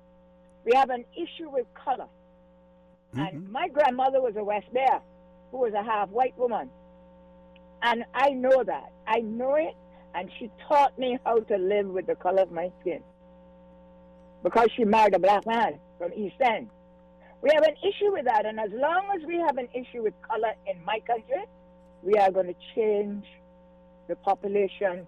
We are going to change the demographics. We're going to change everything. And until the young people in particular who think that you got to have the browning, because that's what they say about me when they want me to take a picture with them. Oh, you get in with me so we can get the browning. I didn't know what that word was. But I say all of this to say to my dear friend and brilliant student Lorna Bush that if we think about Cayman Brac and we want it to be Cayman Brac, then we must marry Cayman Bracers. And we must also, when they're educated, they must be able to come here. They must be able to fly back home at night. And they must be able to come here and work. but they must also be able to be part of their country and be the entrepreneurs. That Cayman Brac need something that we need to say. Well, let me be the devil's advocate just for now. If we took Cayman Brac and said that Cayman Brac would be the place, and I know they're going to shoot me for this, but it really doesn't matter. Let's say, since majority of Caymanians have gambling as an issue, right? Mm-hmm. But a lot of Caymanians gamble. I know that. I come from a gambling family because they were seamen. And if we took that country to say, like what they do in Singapore, and say this is where we will do the gambling. I'm going off on a limb here, OC. But if you're a Caymanian and you want to go there, you will have to pay to get there. But Cayman Brac will develop. It wouldn't go in for people to take. It will develop differently. Mm-hmm. I don't want anybody to shoot me. I just want people to think about what I'm saying. Because I'm old enough now to look back, look forward, look back and look forward to see what can work in Cayman. We said that alcohol was terrible for us. Listen, you drink, I have a drink once in a while. We say that it was bad for us, yet we sell it now in almost every store, gas station, whatever we want to sell it in this little Cayman that you and I were born in. It was bad for us. Mm-hmm. But look how popular it is now. Bad for us, but good for the economy. Good for the economy. So look at the economy of Cayman Brac. Look at the economy. And so we don't have to rely heavily on money coming from work permits. We can look at work permits in a different way. Yeah. And nobody holds that thing over it. Okay. I wanted to get that off my chest. Thank you. I know people are going to murder me for it, but it doesn't matter to me. No. Thank you very much. Thank you. Thank you very much for that. We're going to take a commercial break, folks. Please stay tuned for the record. We'll be back shortly. Are you feeling sick, but don't feel ill enough to go to the doctor? Ask your pharmacist for advice. Here at West Bay Pharmacy, our pharmacists have been trained to offer helpful, easy-to-understand advice on the treatment of everyday minor ailments for yourself and all the family. Anything from headaches, cough and sore throat, to cold sores, our pharmacists will know when medical help is needed and will not hesitate to refer you to your doctor if your symptoms demand it. Like doctors, our pharmacists have a professional code, which means all personal information you give them will be treated in the strictest confidence. Visit us today at West Bay Pharmacy, where we care about your health. What's that? No sugar, same amazing taste? Coca-Cola Zero Sugar is here to stay. Classic taste, pure satisfaction. Be sure to stop into any Tortuga location and get your own case of Coke Zero. Or grab an ice-cold one straight from the cooler. Brought to you by Tortuga Distributors Limited. Coca-Cola, taste the feeling, Cayman. Every day in the Cayman Islands, nonprofits and their volunteers work tirelessly, improving our communities and the lives of the people within them. With GiversPlanet.com, you can make a difference by supporting a fundraising effort or starting your own. Givers Planet provides an online solution to conveniently raise money for your worthy cause. Whether you are fundraising for medical needs, education, animal welfare, youth programs, religious missions, school PTA efforts, or a nonprofit. Simply create your fundraiser at GiversPlanet.com and spread the word to your local and international supporters so that they can visit and make a secure online donation. Start fundraising online today with GiversPlanet.com. Your Radio Cayman 6 p.m. news, Monday through Friday, is brought to you by Logic. Your life connected. For the record, with Ort Connor. Initiating system. For information that matters. For the record, with Ort Connor. Continues right now on Radio Cayman. Good morning. Welcome back to For the Record. We will have guests in the studio at 9 o'clock. Ms. Susan, do we have any callers on hold? How many callers do we have? One caller, okay, because we have about 10 more minutes before we go to headline news. But before we grab the call, I just want to read one message. And the person wrote and said, thanks to Ms. Seymour for her thoughts. However, to say that Brackers need to be entrepreneurs is surprising. Just look at the black entrepreneurs in Grand Cayman and even further afield. And this is the biggie. Business cannot thrive without the consumer. 2,000 population on the BRAC. How many businesses can survive on that? So that was that person's observation in relation to that. Let's grab the caller. Caller, good morning. Welcome to For the Record. Yes, good morning, For the Record. Hey, good morning. Good morning. How are you? See, your BRAC is taking up most of the conversation this morning, which is good. Yeah, and I just wanted to add my 2 cents. Sure. Yeah. See, I've been up here now. June would be 18 years since we've been operating the Pioneer Bakery, you know. Okay, so that means you lost your residency down here. You've been absent for too long. No. Well, I guess this will roll me over here. But since we've been up here, I tell you, I met a lot of black people, and I mean, to me, I had a couple of hitches when I first came up here, but that's all under the carpet now. Mm-hmm. But I tell you the truth, I really enjoyed here, and I mean the people that live up here, I got to know quite a few of them, you know, from time to time, and quite a few of them, they're all Pioneer Bakery customers as far as I can see. And what I see happening with the BRAC is like, you know, at one time, Cayman saw the population depleted and everybody was going this way to the States and this way and that way, further afield, and all of a sudden, a lot of people decided to come back to Cayman. Mm-hmm. And I think when people leave a place like the BRAC and go other places to look for work or try to improve their way of life, I don't think that they really abandon the BRAC, like they're not coming back. I mean, it is hard to really predict the future in this case with our islands being so close together and all being the Cayman Islands.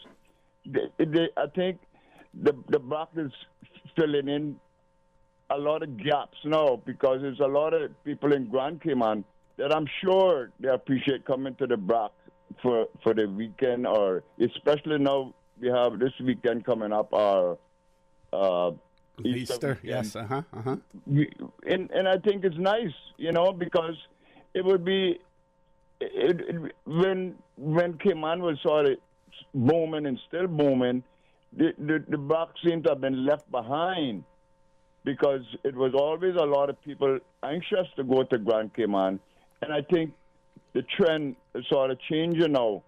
Because when I go down to the admin building, I'll tell you the truth, I don't see any foreigners working in there, honestly.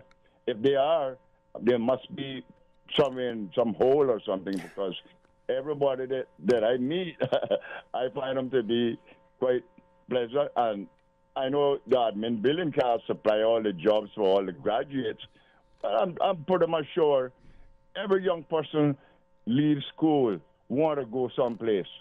You know, I think that's a trend that you can't stand break. Mm-hmm, and eventually, I think majority of people that have left the BRAC will eventually come back to, you know, reside for probably a lot of years in life. But it is something you just can't change. And I think it serves a big purpose, especially for Grand Cayman. And then with this COVID thing spreading worldwide now, that leaving Grand Cayman for a holiday into the BRAC, I think it's a very pleasant time for everybody. Mm-hmm. And vice versa, the BRAC people go down to Grand Cayman and they shop and they come back. Mm-hmm. Mm-hmm. And it may be that the airlines have a role to play, you know, and I think it would be advisable to the government to make it much easier for people to travel between Grand Cayman and Cayman Brac and vice versa, because eventually a lot of people are not going to be able to go anywhere. But just leaving Grand Cayman and coming to the Brac for a weekend, I think that's a very, very, very enjoyable time. I remember before we took up buying a business here or trying to operate a business here, we always spent quite a few weekends in the Brac from time to time, you know. And you're finding some people now from Grand Cayman are choosing to retire in Cayman Brac and spend their later years over there as well, which is good. Yeah. I think for Cayman Brac to continue to retain its uniqueness, that you don't want it to develop too quickly. And one of the dangerous things that is happening over there now is these rich investors being able to buy up huge chunks of property over there, and the development is going to completely change the face of Cayman Brac.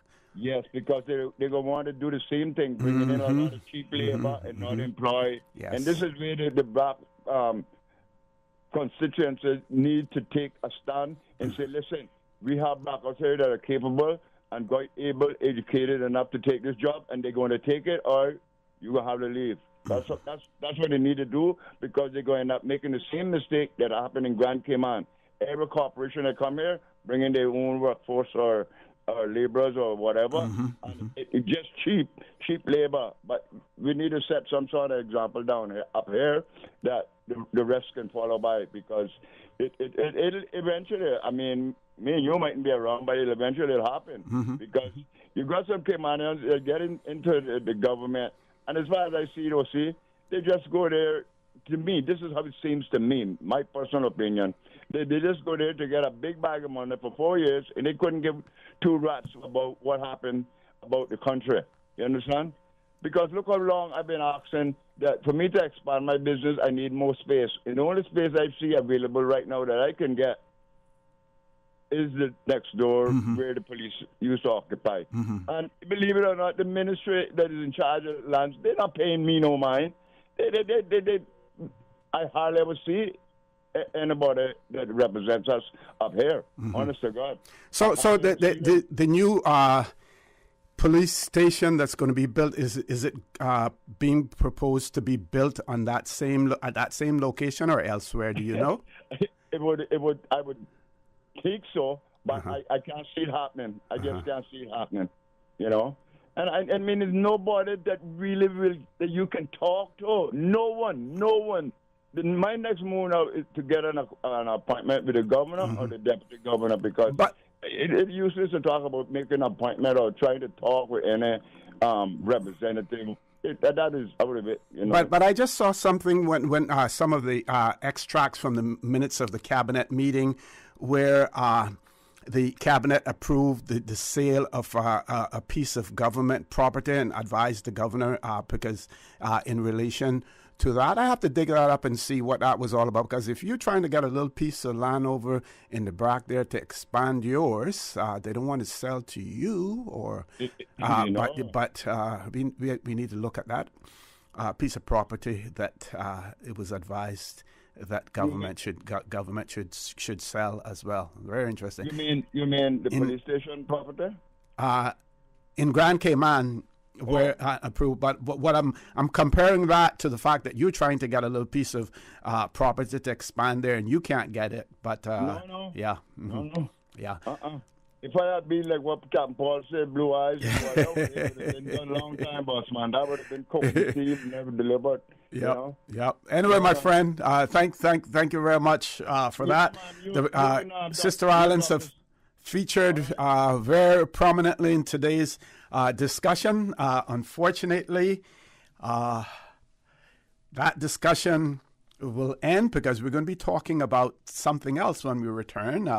We'll be talking about protected areas, the nomination process, National Conservation Council, talking about that as well. One of our callers brought up an issue talking about Cayman Brac and the indigenous population of Cayman Brac, and I time did not allow, but it's something that we need to talk about in the Cayman Islands. People are concerned about the grants, the enormous grants of permanent residence, the enormous grants of Caymanian status. During previous administrations, nothing has changed in terms of legislation. So what previous administrations may have done, current administrations will have to do if legislation is not changed. The same way that we're seeking to protect and preserve our natural flora and fauna, we have to look about preserving our Caymanian ancestry, our Caymanian heritage, our Caymanian way of life. Maybe we need to establish a government entity, a government department that has sole responsibility for introducing policies that will help us along that way. Otherwise, folks, sooner or later, you will be lost. You will not hear the surnames Ebanks, McFields, Connor, Bordens. You will hear others. Our total existence would have just disappeared if we don't do something about it. Top of the hour, headline news. When we return, we have guests in the studio, so please stay tuned. For the record, we'll be back shortly. Today's biggest news. Radio Cayman. Your voice, your choice. Local, regional, international. This is Headlines from Radio Cayman's newsroom. Today's biggest news. Public Health reported 93 cases of COVID-19 for Sunday and Monday, one of those in the Sister Islands. There are 637 estimated active cases of COVID, with 3 patients in the hospital. The 7-day rolling average for Tuesday was 39. Russia claims 1,026 Ukrainian soldiers have surrendered in the besieged port city of Mariupol, but a top advisor to Ukraine's President Volodymyr Zelensky insists the city is still standing and the Marines have joined another battalion. The mayor of Mariupol says some 21,000 civilians have been killed in the southern city and 100,000 are still awaiting evacuation. For the first time, U.S. President Joe Biden has accused, quote, dictator Vladimir Putin of genocide in Ukraine. Ukraine's president has praised Biden's remarks as, quote, the true words of a true leader. The presidents of Poland, Latvia, and Estonia are traveling to the capital Kyiv to meet with Zelensky. But Germany's president has been told he is, quote, not wanted because of his close ties to Russia in recent years. Those are your headlines. I'm Karsley Fuller. For the latest in news and information, follow Radio Cayman on social media, Facebook, Instagram, Twitter. Download the Radio Cayman app or log on to our website, radiocayman.gov.ky. For the record, with Ort Connor. Initiating system. For information that matter. For the record, with Ort Connor. Continues right now on Radio Cayman. Good morning and welcome back to For the Record. It is my pleasure to have in the studio with me now Mr. John Bothwell and Mr. Fred Burton. We're going to be talking about the National Conservation Council's nomination process for protected areas in the Cayman Islands. Gentlemen, good morning. Welcome to For the Record. Good morning. Thanks for having us. Okay, John, you want to start the conversation going? First of all, if I may impose upon you, and if you can tell us a little bit about the National Conservation Council and give us a little, history of that as well. Absolutely, sir. So I'm sure all the listeners will remember, that's at the end of 2013, the Parliament, then Legislative Assembly, passed the National Conservation Act unanimously. The current Premier was the then Minister of Environment, and he and his legislative colleagues did a lot of work crafting a piece of legislation that they could be happy with and they could feel the Cayman Islands could be proud of. Mm-hmm. One of the big aspects of the Act is that it gives the public a lot of levers to, a lot of entry into decision-making processes and a way to influence how things are done. Mm-hmm. We like to think fairly more, really good like that. We're very, very proud of that aspect of it as well. And one of those is through having this National Conservation Council. Its genesis was originally, and this is going back, the law was under just, various reviews and recrafting for 10, 15 years. So the genesis of this was sort of a technical advisory committee. And we quickly realized it was a good way to get public involvement as well. And so bringing in people either with a technical background or just a sort of a good social representation background to sit on this council and to make sure that the public have somebody that they can talk to almost directly, if you will, to represent national interest in these issues. Hence the National Conservation Council. So it is a mix of technical government staff members, members of the public with various different technical backgrounds and interests in the environment very generally, because it's a huge topic. We need lots of different and diverse viewpoints and information backgrounds there and skills, but also spread across the breadth of the Cayman Islands to get that breadth of vision and representation and sort of helpful underground knowledge going. And that's the council. And so a lot of the parts of the Act work through the council. It's just how laws are drafted these days. The council shall do this. And if you read it up, the council should actually be about 40 people thick, working 5 days a week, which is where the Department of Environment comes in. Okay. Because obviously a lot of it will then get delegated to the Department of Environment to do for them. So things like the nominations process. Council sets up, there's in the law that you can nominate areas for protection to the council. The council will, decide they want to put out these calls for nominations to remind people about this. But they send me and Fred to come on and talk about it, which is it sort of works out very well. In this particular process, people have until May 13th to put in the nomination. It's just a simple email to conservationcouncil@gov.ky saying where you think should be protected and why. But that is actually then received by one of the DOE staff members who sorts it, sends it actually to Fred's Terrestrial Resources Unit team and says, here we've got 20 whatever nominations. Start review. Now give these a technical review. So when it gets to the council themselves, it's going to be what the people sent in, but also the DOE will have done a certain amount of background research for them as well, so they can have full information to start considering which areas would be best to advance forwards.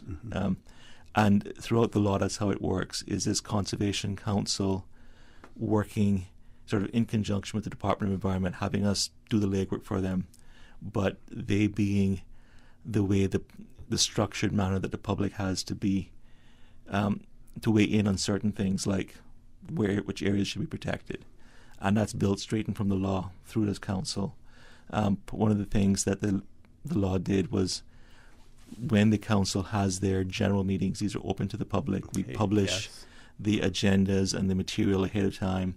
The public has a chance to write into the council and say, actually, here's what I think about this or this. So that there can be this way for, again, as I said, the public to lever the National Conservation Act to guide how they see conservation and the country developing.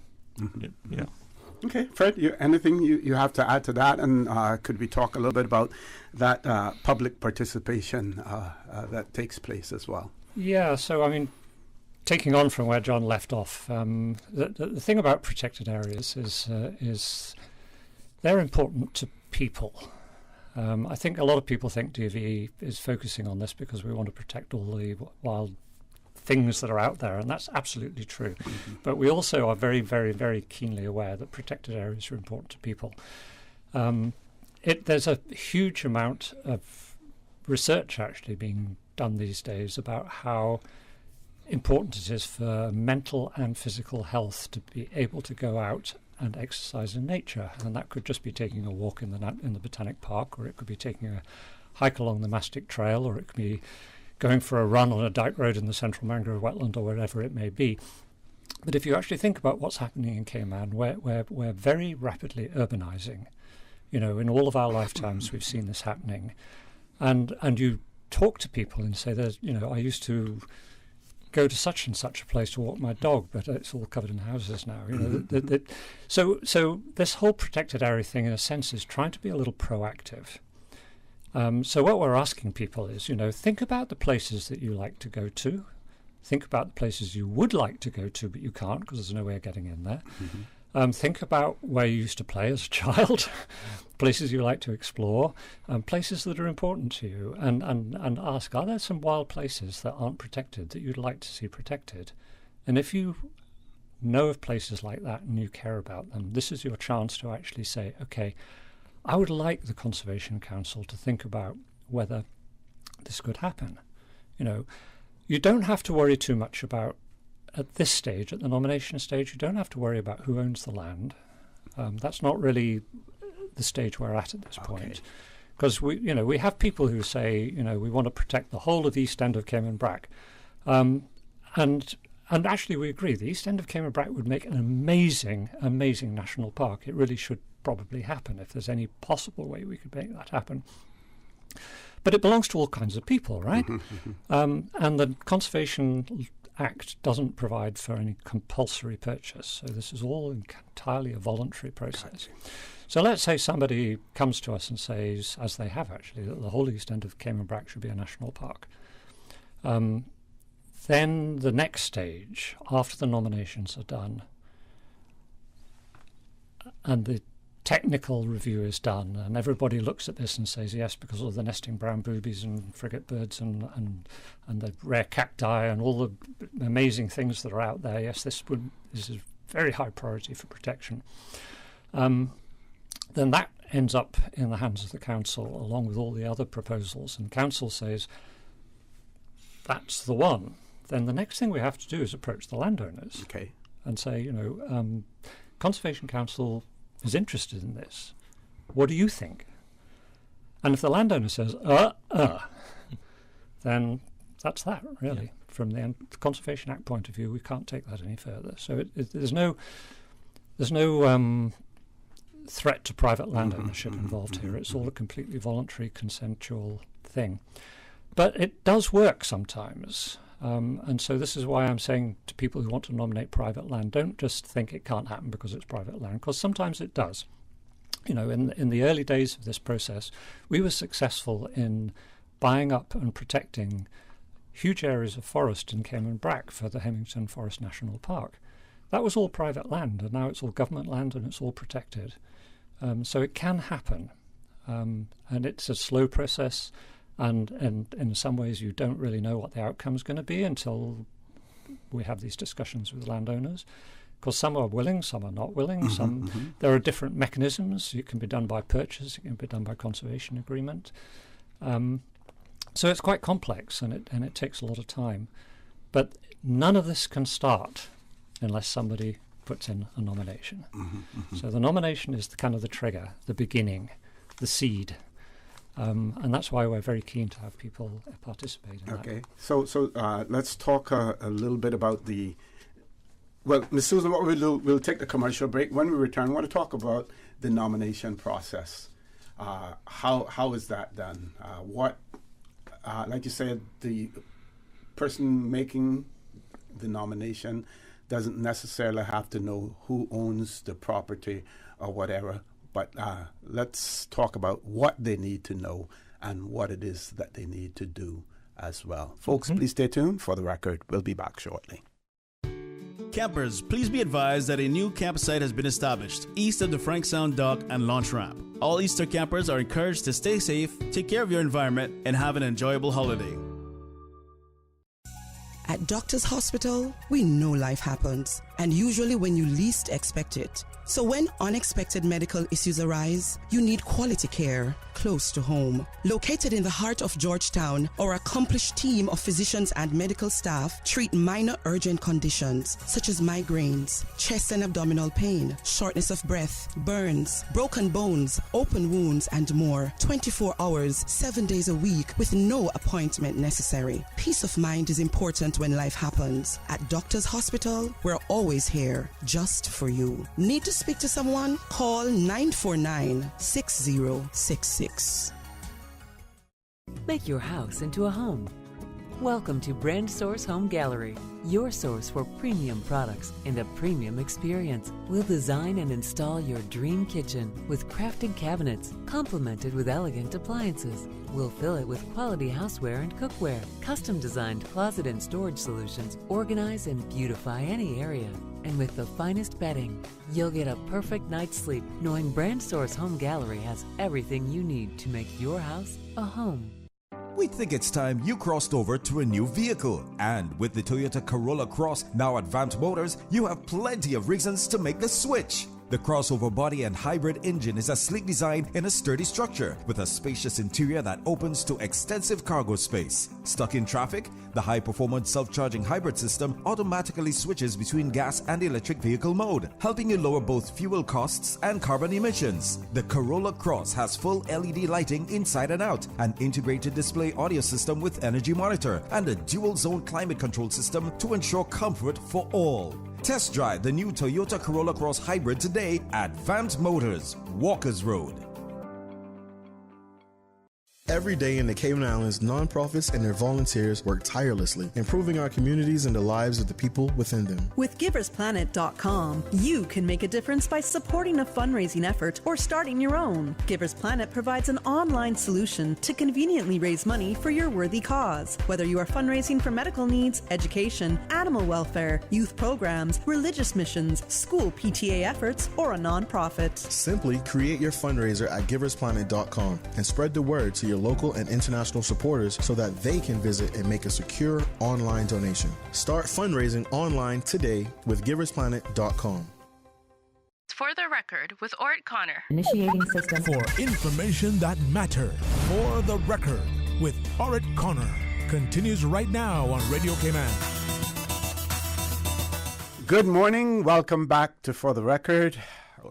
In the studio with me this morning is Mr. Fred Burton and also Mr. John Bothwell. We're talking about the NCC's, National Conservation Council's nomination for protected areas. And you heard before we went to the break that we want to talk about the process as well. And for those of you who are listening, I want to put another teaser out there. As well, you heard both of them speak about the fact, about the acquisition of property. There's no compulsory acquisition.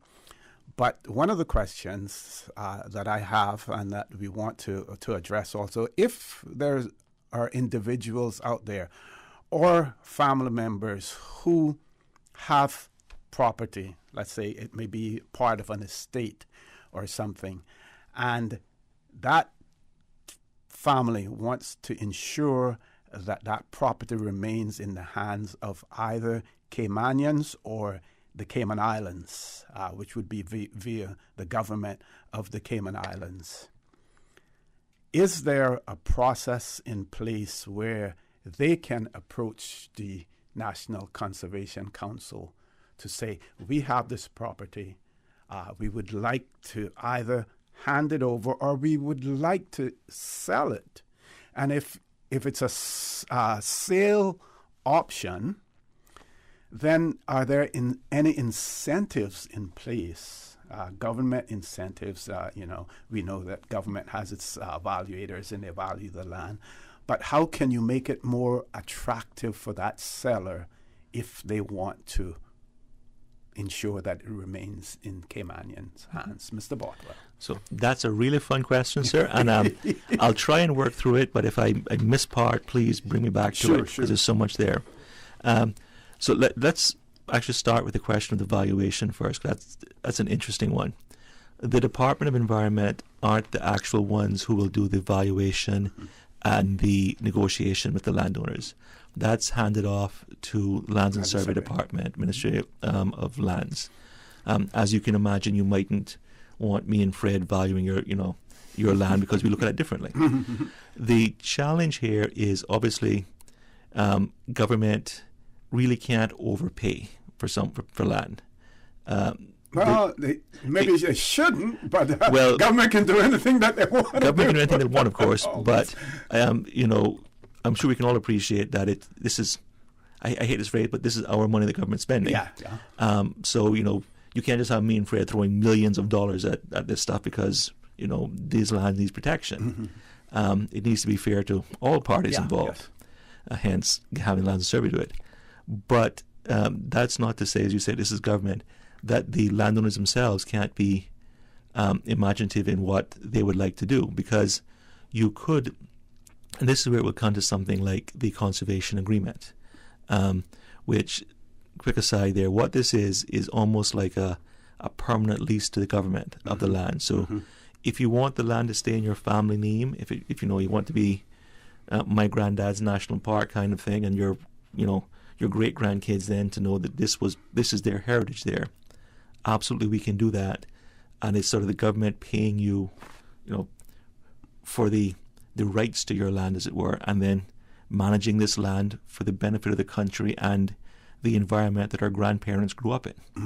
And so, great grandkids can see what that was like. I mean, anybody who's ever walked a Mastic Trail, or at least speaking personally, my thought is, these people were crazy.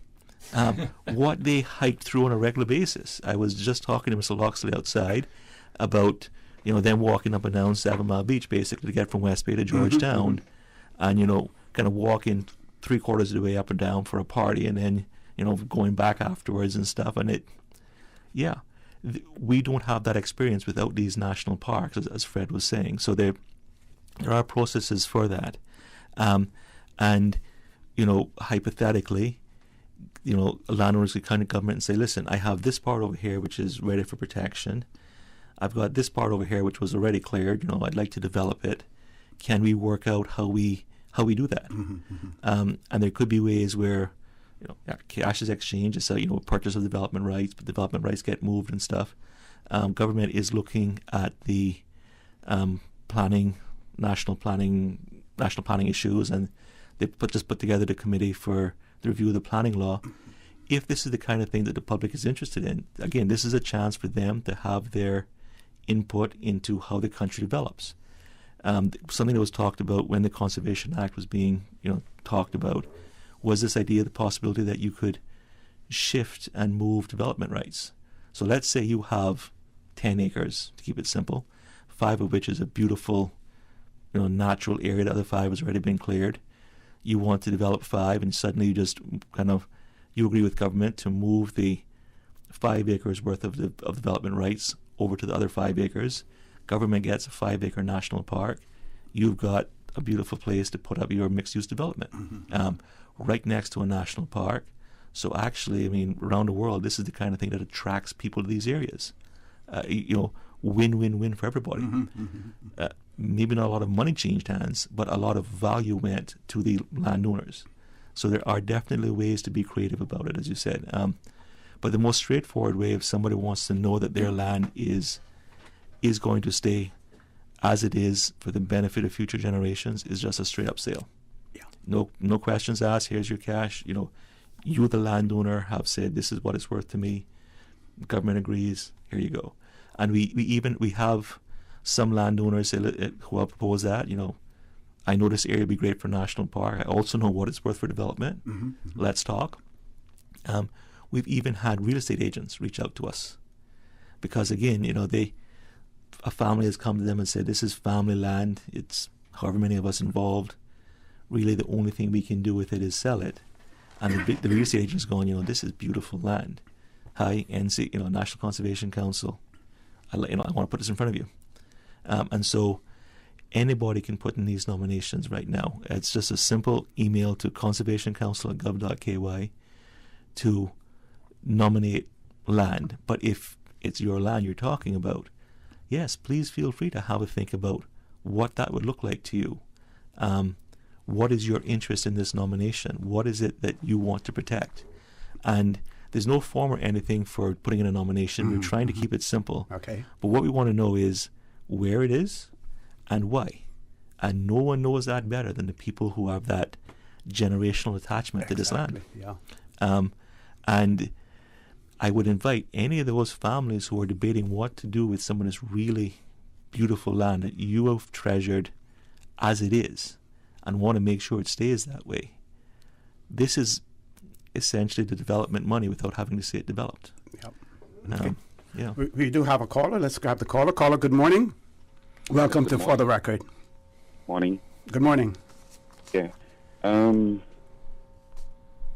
want to ask your panel if the recent case that is before the court for a JR, for a judicial review, if that process was in terms of reaching some agreement with the planning department, if that process was exhausted in terms of let's say meeting with them prior to have it resolved at the ministerial level, at the AG level, has that process been exhausted? I'm not asking for any details on the matter, it's just to see if that process is exhausted. I have 3 questions. I'll just ask them and hang up so I can listen.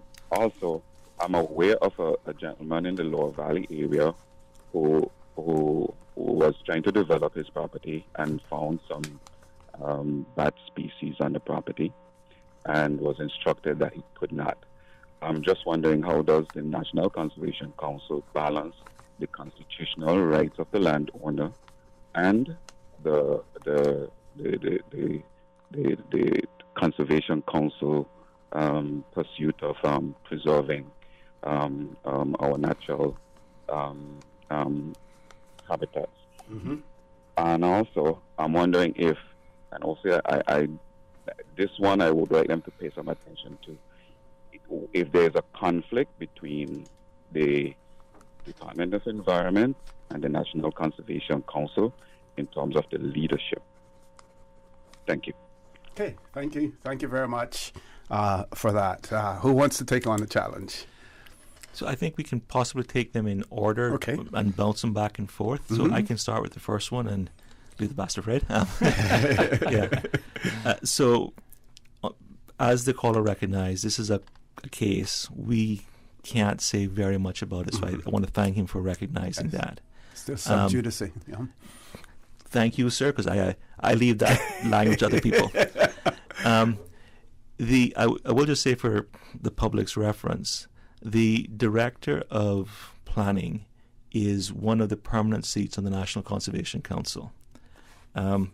There was a lot of, let's say, discussions and attempted discussions about the broad issues wrapped up in that JR, sort of before, during, after. That particular development proposal, that particular issue went through CPA. So I don't want to say yes, everything was exhausted. Different people's opinion of that word might vary, but yes, the JR was not something anybody wanted. It was not a step that anyone took lightly. But the great thing about a judicial review from a very external perspective is it gives you an answer. And we will just have to wait and see how the GR goes, what the different legal arguments from the different sides are, and whatever the decision, what it means is that going forwards, everybody involved, including the public, will have a very, very clear, or I should hope that the judge gives a very, very clear path of, how this will all work, because it's all questions of legislation and judicial interpretation, and so now we'll know, and in the future we shouldn't have this problem. Whatever the outcome is. Yeah. That's why all litigation is not always bad. It helps to give you answers. Yes. And I think everybody involved can agree with the caller. We'd rather it not got there, but it did, and it's a way to get a resolution. Okay. Yeah. I think and I would add, it's sure. It's a very specific question which is being challenged, and it doesn't affect the whole relationship with the Department of Planning and the Department of Environment. We're still working together on all these routine ways that we normally do. This is just a very specific question which is being challenged. Yeah, and it's not even, like I said, the departments per se. It's just it's a question of law. Yeah. Okay, we're going to take a commercial break. When we return, we still have the other questions. I think one had to do with a particular species on a property, and how do you balance the owner's rights, along with the protection as well. Folks, please stay tuned. That caller did present some very good questions to us. We're going to still get back to the protected areas as well. We're going to talk about some of those protected areas, those nominations that are still awaiting approval as well. And we do hope and trust that there are some of you out there who really have an interest in this, not only have an interest, but maybe own property that you have some concerns about, or that you may want to do something positive with, and we hope that you will take up those the opportunity by listening and doing what is necessary in terms of the nomination process as well. So, folks, please stay tuned. For the record, we'll be back shortly. What's that? No sugar, same amazing taste? Coca-Cola Zero Sugar is here to stay. No one can stop me when I taste the Classic taste, pure satisfaction. Be sure to stop into any Tortuga location and get your own case of Coke Zero. Or grab an ice cold one straight from the cooler. Brought to you by Tortuga Distributors Limited. Coca-Cola, taste the feeling, K-Man. JN Money, money touchdown. Send the money now, reach wow. You say you need some money, JN Money, I can send it in a hurry. Get through quick when you come collect your cash, or use a money card and swipe it in a flash. Send funds to any bank, yeah. Pay your bills quick, yeah. Low fees, you know what it, yeah. JN Money, we are pick, yeah. Send and receive funds at any JN Money location. It's fast, affordable, and convenient. Money touchdown with JN Money. Send funds to any bank, yeah. Pay your bills quick, yeah. Low fees, you know what it, yeah. JN Money, we are pick, yeah. Call 345-945-2014 for details. Available at JN Money locations across the Cayman Islands. At Doctors Hospital, we know life happens, and usually when you least expect it. So when unexpected medical issues arise, you need quality care close to home. Located in the heart of Georgetown, our accomplished team of physicians and medical staff treat minor urgent conditions such as migraines, chest and abdominal pain, shortness of breath, burns, broken bones, open wounds, and more. 24 hours, 7 days a week with no appointment necessary. Peace of mind is important when life happens. At Doctors Hospital, we're always here just for you. Need to speak to someone? Call 949-6066. Kirk Freeport's Easter at Bayshore family event is back. This Easter Saturday, April 16th, hop down to the Bayshore Mall in Georgetown from 4 to 6 p.m. for sweet treats including popcorn, snow cones, and cotton candy. Don't miss the Easter bunnies or scavenger hunt with chocolate prizes. Plus, there's face painting and musical entertainment. The event is free, with free parking behind the mall for parents too. Visit KirkFreeport.com for more information. Happy Easter from Kirk Freeport. Radio Cayman News. New regulations to the rules for travellers. Red Bay Primary is the top school for the 2022 Inter-Primary Track and Field Championships. Cayman Brac residents meet with the island's newest area commander. Responsibility for the Ministry of Home Affairs has been reassigned. Radio Cayman. Your voice, your choice for today's biggest news. For the record, with Ort Connor. Initiating system. For information that matters. For the record, with Ort Connor. Continues right now on Radio Cayman. Good morning and welcome back to For the Record. In the studio with me, Mr. John Bothwell, Mr. Fred Burton. Gentlemen, we're going to continue on with those questions posed by the last caller. Mm-hmm. Okay. Fred, I don't know if you want to take one or two of the last. Sure. Okay, so I'll actually take the last question first because that's the quick and easy one. Okay. There is no conflict between the Department of Environment and the National Conservation Council that any of us are aware of. We're all working towards the same goals, and as far as I'm concerned and aware, there's just no issue. Why would there be?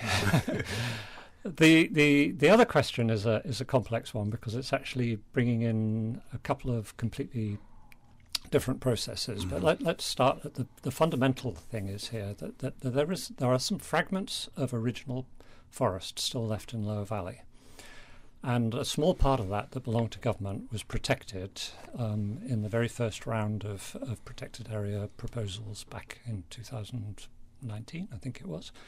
Or earlier even maybe. Earlier. Yeah. So we then got nominations for more of that forest, with the idea that maybe this fragment of forest in Lower Valley could become a small protected area that would be relevant to the people who lived near and around there. That nomination was put forward by the Conservation Council, and it went out to public consultation, and that's something we haven't talked about yet. But once the Conservation Council say they're interested in doing something, the next stage is it goes out to public consultation. The first step of that public consultation is talking to the landowners. Okay. Mm-hmm. And the adjacent landowners. And what happened is the landowner of this particular nomination wanted to sell, but all the adjacent landowners didn't want it to happen. And they made that known, and that led ultimately to Cabinet not agreeing to process that nomination, which is not surprising. I mean, that's the purpose of public consultation. If there isn't public support, it's not going to happen. So that nomination didn't go forward. Subsequently, one of the adjacent landowners applied for a very, very, very large subdivision that included some of that forest. Quite outside the protected area proposal nomination process, the department has an environmental management unit that is, and we are consulted through the processes that are laid out in the Conservation Act. We're consulted on behalf of the Conservation Council to give recommendations to the planning department on developments that are going to have some impact on the environment. So we made those recommendations, and we referred to the fact that there's primary forest. We suggested various measures that might be considered in the planning application that at least delayed the destruction of that forest, since this was a huge subdivision. Perhaps it could be done in phases or whatever. Anyway, the landowner got his permission as building the subdivision. So I think what this really points to is that the Conservation Act isn't a land grab. It doesn't have that power. It doesn't have the constitutional threat that's implied if we were just able to go and say, okay, we're going to stop you developing that land because there's some species on it. It's a voluntary process that goes by agreement. The only little bits of mandatory stuff that are in the Conservation Act relate to the council protecting the areas that are protected, in the same way that a landowner would. You know, if you own a piece of land and your neighbour wants to do something that's going to affect your land, you have a right to say something about that, and that's the provision for our protected areas too. And then there are protected species. There are a small number of specific animals and plants here which are unique to Cayman and nowhere else in the world, that are critically endangered, and they are listed on Part 1 of the protected species schedule in the law, and those species are protected at all times. So if you have one of those on your land, you're not free just to kill it. You have to talk to us, and we have to figure out how this can work. So there are a few little mandatory things there, but there's nothing in the Conservation Act that threatens your rights as a landowner in the kind of way that I think the questioner was asking. It's not like that. No. Okay, great. Mr. Bothwell, I know you wanted to explain why you mentioned the fact that the Director of Planning is also a member, and you wanted to elaborate on that. Thank you. That goes back to that first question. I just want to say that was going back to this idea initially of the Conservation Council being a place for people to work some of these questions out, is why these technical people are all on there, because we know DOE and planning and agriculture as well work on these issues all the time. And so putting them in a room or as part of the council is just to facilitate that flow of that discussion. So again, to reassure the public about that, you know, all these agencies are working very closely together. It's kind of why, as Fred said, the question of conflict between DOE and National Conservation Council regarding leadership, no, everybody's very much on the same page, and but equally everybody has their spheres.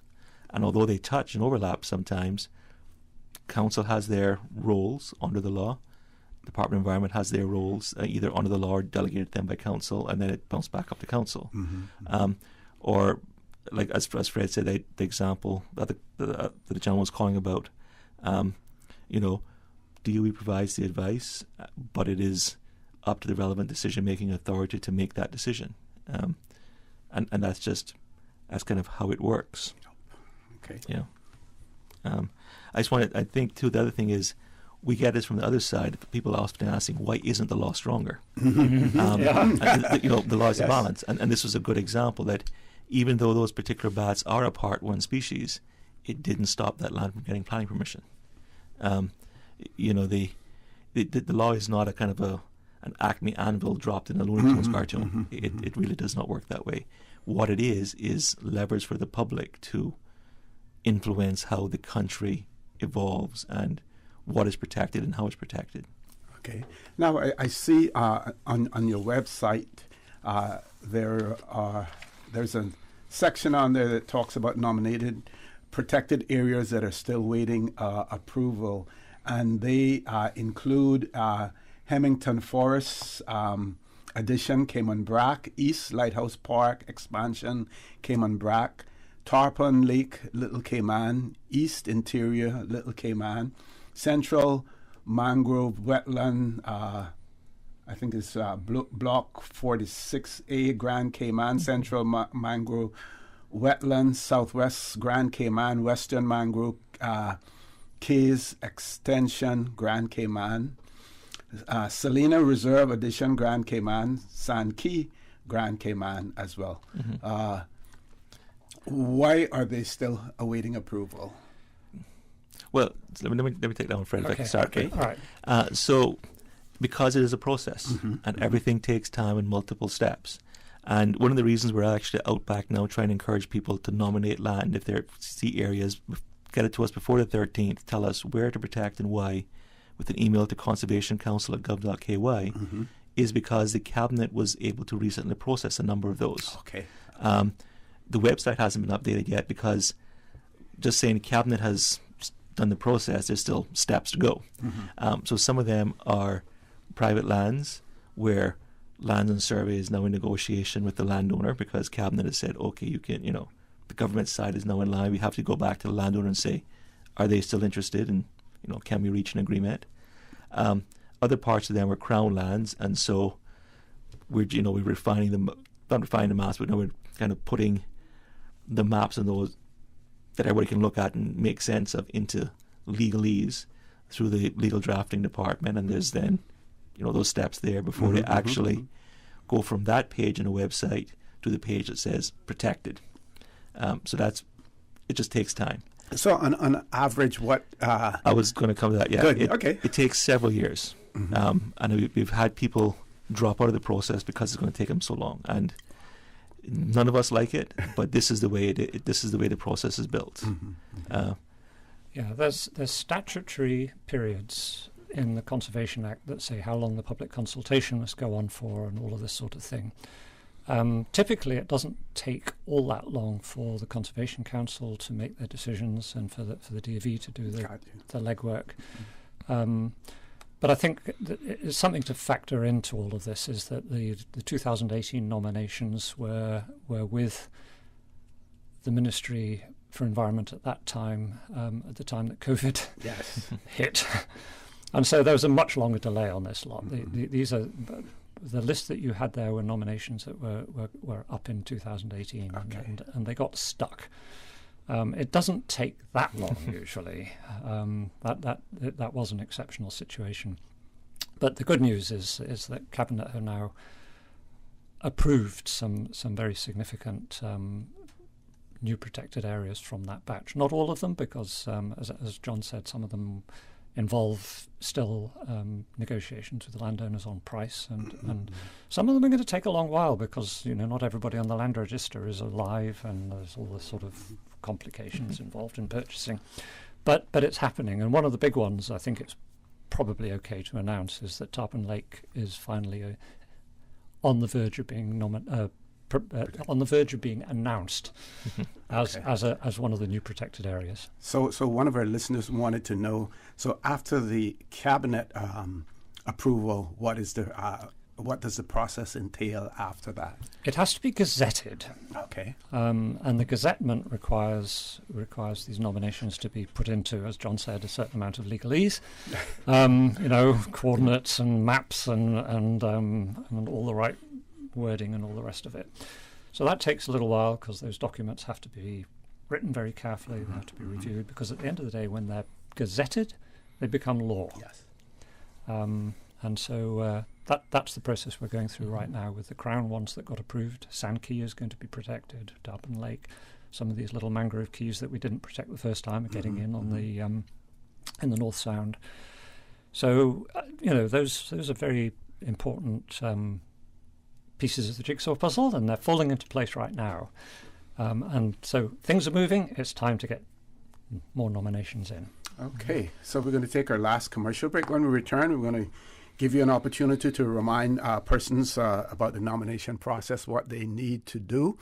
And this far-fetched question, what if someone had the idea that all of the remaining mangrove that are on the coastal area of the Cayman Islands, Grand Cayman, Cayman Brac, Little Cayman, that are right on the fringes, if they wanted all of that to be protected, I'm sure it would be an enormous job, but how could they go about doing that as well? Folks, please stay tuned for the record. We'll be back shortly.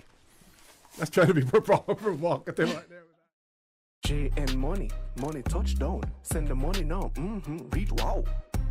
You say you need some money, JN Money, I can send it in a hurry. Get through quick when you come collect your cash, or use your money card and swipe it in a flash. Send funds to any bank, yeah. Pay your bills quick, yeah. Low fees, you know what it, yeah. JN Money, we are pick, yeah. Send and receive funds at any JN Money location. It's fast, affordable, and convenient. Money touchdown with JN Money. Send funds to any bank, yeah. Pay your bills quick, yeah. Low fees, you know what it, yeah. JN Money, we are pick, yeah. Call 345-945-2014 for details. Available at JN Money locations across the Cayman Islands. Since March 2004, West Bay Pharmacy has kept their doors open to the local communities, even before, during, and after Hurricane Ivan. At West Bay Pharmacy, our staff provides so much more than pharmaceutical excellence. From the moment you walk through our doors to completing your cash out, our staff will have put your healthcare concerns at ease. We would like to take this moment to thank our loyal friends and customers. To us at West Bay Pharmacy, our patients are our primary concern. We provide thorough background checks and precise calculations to ensure your medical safety. Thank you for being a part of our family and for choosing West Bay Pharmacy, where we care about your health. Tune in every Monday through Friday at 12 p.m. for Radio Cayman's Midday Newscast. Radio Cayman, the People's Station, your trusted official source for the latest news. The 12 p.m. news is proudly brought to you by Health City Cayman Islands. World-class healthcare within your reach. Every day in the Cayman Islands, nonprofits and their volunteers work tirelessly, improving our communities and the lives of the people within them. With GiversPlanet.com, you can make a difference by supporting a fundraising effort or starting your own. Givers Planet provides an online solution to conveniently raise money for your worthy cause. Whether you are fundraising for medical needs, education, animal welfare, youth programs, religious missions, school PTA efforts, or a nonprofit. Simply create your fundraiser at GiversPlanet.com and spread the word to your local and international supporters so that they can visit and make a secure online donation. Start fundraising online today with GiversPlanet.com. For the record, with Ort Connor. Initiating system. For information that matters. For the record, with Ort Connor. Continues right now on Radio Cayman.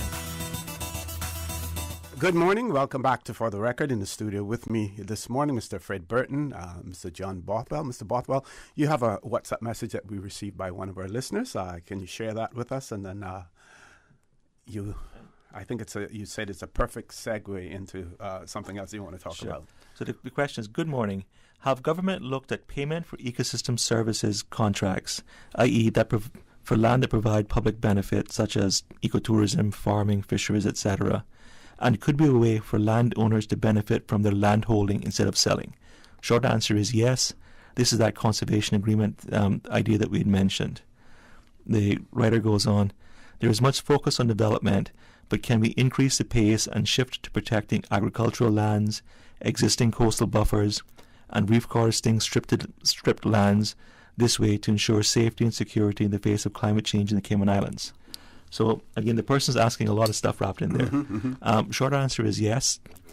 Longer answer, some of it might not be directly with the Department of Environment, for example, the agriculture thing. But again, the National Conservation Act was written very broadly because we knew there wasn't existing legislation for a lot of stuff like ecotourism, history, etc. It's not our top line issue, but it's all in there for the public to use. So I really invite the public to go to www.conservation.ky to get more information about the Act and this particular protected area nomination process. And to download the Act and look at Part 3 of it, entitled Conservation of Land, for a complete explanation of the purposes, objectives, and criteria for nomination. Because all you need is to be able to send us where the land is, a map, a really good description so that we can identify it, and then the why. But the law actually sets out kind of the minimum that's needed. A description of the area in sufficient detail to plot its boundaries on a map or chart. Okay. You can do that as roughly as you want. We'll worry about the fine plotting. If you can say whether that's a block and parcel number or numbers, you pull down a map and draw a circle around it and say this area here, or just give us a really good description that we can know what you're talking about. We can do it. So that answered my question about the mangrove area. So you said someone had asked about, could you nominate huge areas? Yes. Just explain to us really well what it is, so we're all talking about the same thing, and give us the why. Excellent. The size of the area almost doesn't matter. If it's not such thing as too big. This is why the National Conservation Council delegates this work to the Department of Environment. We'll have to put in that legwork, but that's why we're here as a civil service government agency, and put it together. Yeah, you're the technocrats. Yep, and of course, there's a question of can we afford it afterwards? Because I think the caller was talking about the person who spoke to you was talking about like all the coastal mangroves run off 3 islands, and that means like some really valuable land. I mean, one of the questions that comes up every year is like, can we nominate beaches?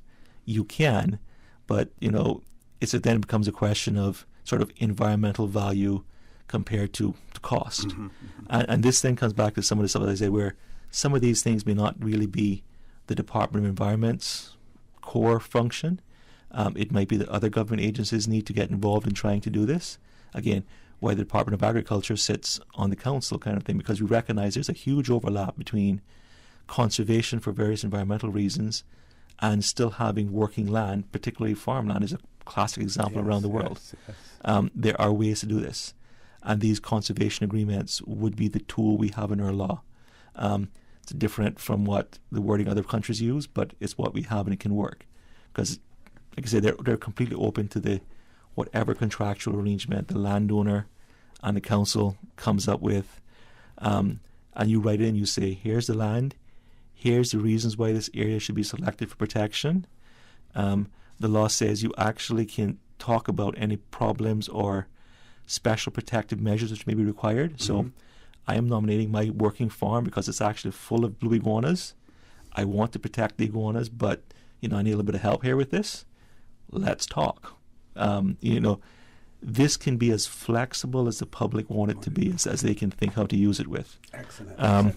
And of course, so it's all about what are these reasons and what is the landowner's interest and willingness. But if you know these, again, the public, and we talk about all of you individually listening, know a lot of these areas better than we ever will. They're your land. How do you want to see them saved? So either go to the Conservation Council website, that's at conservation.ky, pull down all the information, all the technical details you want about how to do this, or literally just drop us an email, or drop them an email technically, conservationcouncil@gov.ky. You have until May 13th in this round of nominations to tell us where to protect and why. Okay. Mr. Burton, anything you want to add? I think John's covered it there. It's we're looking forward to actually moving on with this. The other thing about these nominations is we've got nominations which have come off the list because we've done them. Okay. Right? But the nominations which have not been carried through to protection don't disappear.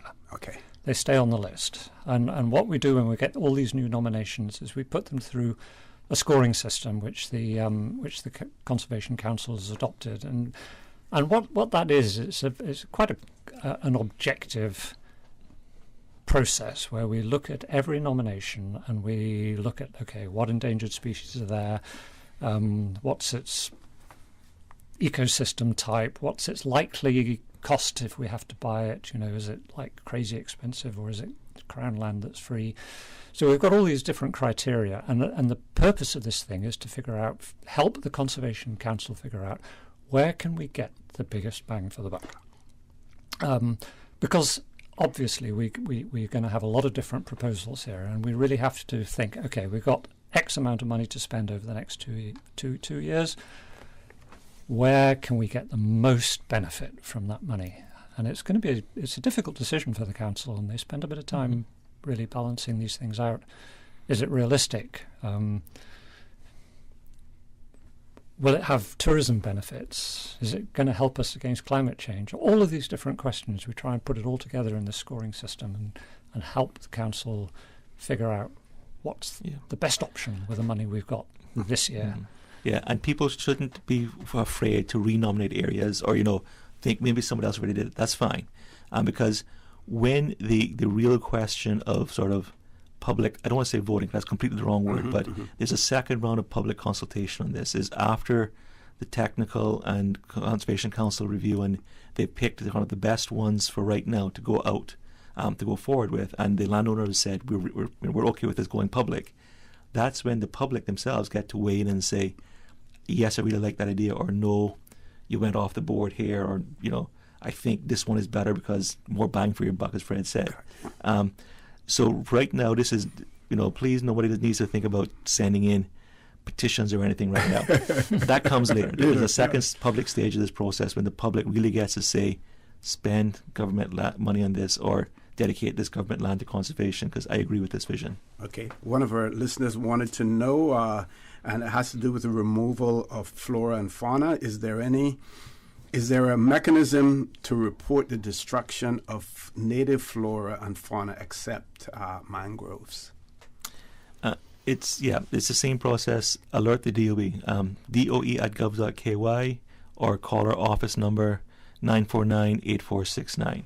But please, for the public, really do recognize that many times there may not be the protections in place that they might want.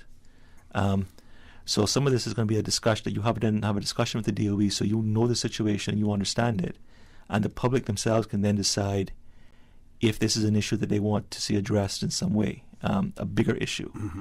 The classic one is they're knocking down this stuff. Well, actually, yes, they have planning permission. As Fred said, the environmental advice has gone in. It's been considered by the CPA or the DCB in the Sister Islands, and the government agency tasked with, or authority tasked with making that decision, has made their informed decision. Okay. And that's the process. Again, these are all processes, and the public have their chance to weigh in into those processes, at least on the environmental side, but also to talk to their parliamentarians about what the processes should look like. That's the lovely country we live in. Okay, we're going to give you an opportunity for some quick closing comments, starting with you, Mr. Burton, and then Mr. Bothwell will have the final say. Well, I think it's interesting to put all this in perspective of the wider world. The thinking globally now with governments worldwide is that we should be looking at potentially trying to protect 30% of our habitats by 2030. That's a very ambitious goal, but it's very interesting that major governments throughout the world are very seriously looking at that specific goal. We're currently sitting on around about 11 to 12%. If we include all of the land protected under the National Conservation Act and all the land that's protected by the National Trust. So we're not even halfway to that 30% mark yet. And I think there's quite a lot of interest, both publicly and politically, with seeing if we can move the needle a bit closer towards that very ambitious target. Excellent. Mr. Botha? And just to bring it right back down to what people can do right now, it's about call for nominations. Where do you think should be protected? Easter's coming up. This is a great topic for you all to chat about around meals. And then afterwards, you have until May 13th to let us know where you think should be protected and why. And that why I cannot overstress. What is it that you think about makes this piece of land special? It may be that picnic spot that you're on. Yes. Right? Yeah. I can't promise that we can afford a lot of beach land, but government has other processes for this. Yes. We've seen parliaments buy beach land over the last couple of years. So until May 13th, where to protect and why, anywhere within the boundary of the Cayman Islands. And email that to conservationcouncil@gov.ky. Anybody has any questions whatsoever about this process, anything else environmental, DOE@gov.ky or conservationcouncil@gov.ky. Let us know your question. We're very, very happy to talk about this as much as you want. Excellent. Gentlemen, I want to thank you all very much. Have a happy Easter to you and to your families as well. Folks, I want to thank you for allowing Radio Cayman and by extension For the Record into your homes, into your vehicles as you traverse the busy roads of the Cayman Islands. I also want to remind you that we are our brothers and our sisters' keepers. There is always someone out there who's less fortunate than we are, and I ask you to extend a helping hand to them. If you can't do that, then I suggest you donate to a worthy charity, because we always want to consider those who need, not necessarily those who want or even those who crave. So I say to you, have a great day. Continue to support your radio station. Join Sterling Dwayne Ebanks or the person filling, Catherine Miller, who will be filling in for Sterling Dwayne Ebanks this afternoon. And as usual, we ask the good Lord to bless these three beautiful, wonderful Cayman Islands. For the Record is brought to you by Vamped Motors, the only authorized Ford and Toyota dealership serving the Cayman Islands. Coca-Cola, available across the Cayman Islands from Tortuga Distributors. Accept no substitutes. Taste the feeling with Coca-Cola. Brand Source Home Gallery, inspiring luxury. West Bay Pharmacy, taking care of your health. And JN Money. From abroad to yard. Fast, affordable, convenient. Doctors Hospital. Peace of mind is important when life happens. Doctors Hospital. Always there for you. Call 949-6066. And giversplanet.com. Cayman's online platform for fundraising and charitable donations. Satisfaction is guaranteed 24 hours a day, whether it's music or information. From Grand Cayman to Cayman Brac to Little Cayman, we've got you covered. You ever hear a thing like that? Radio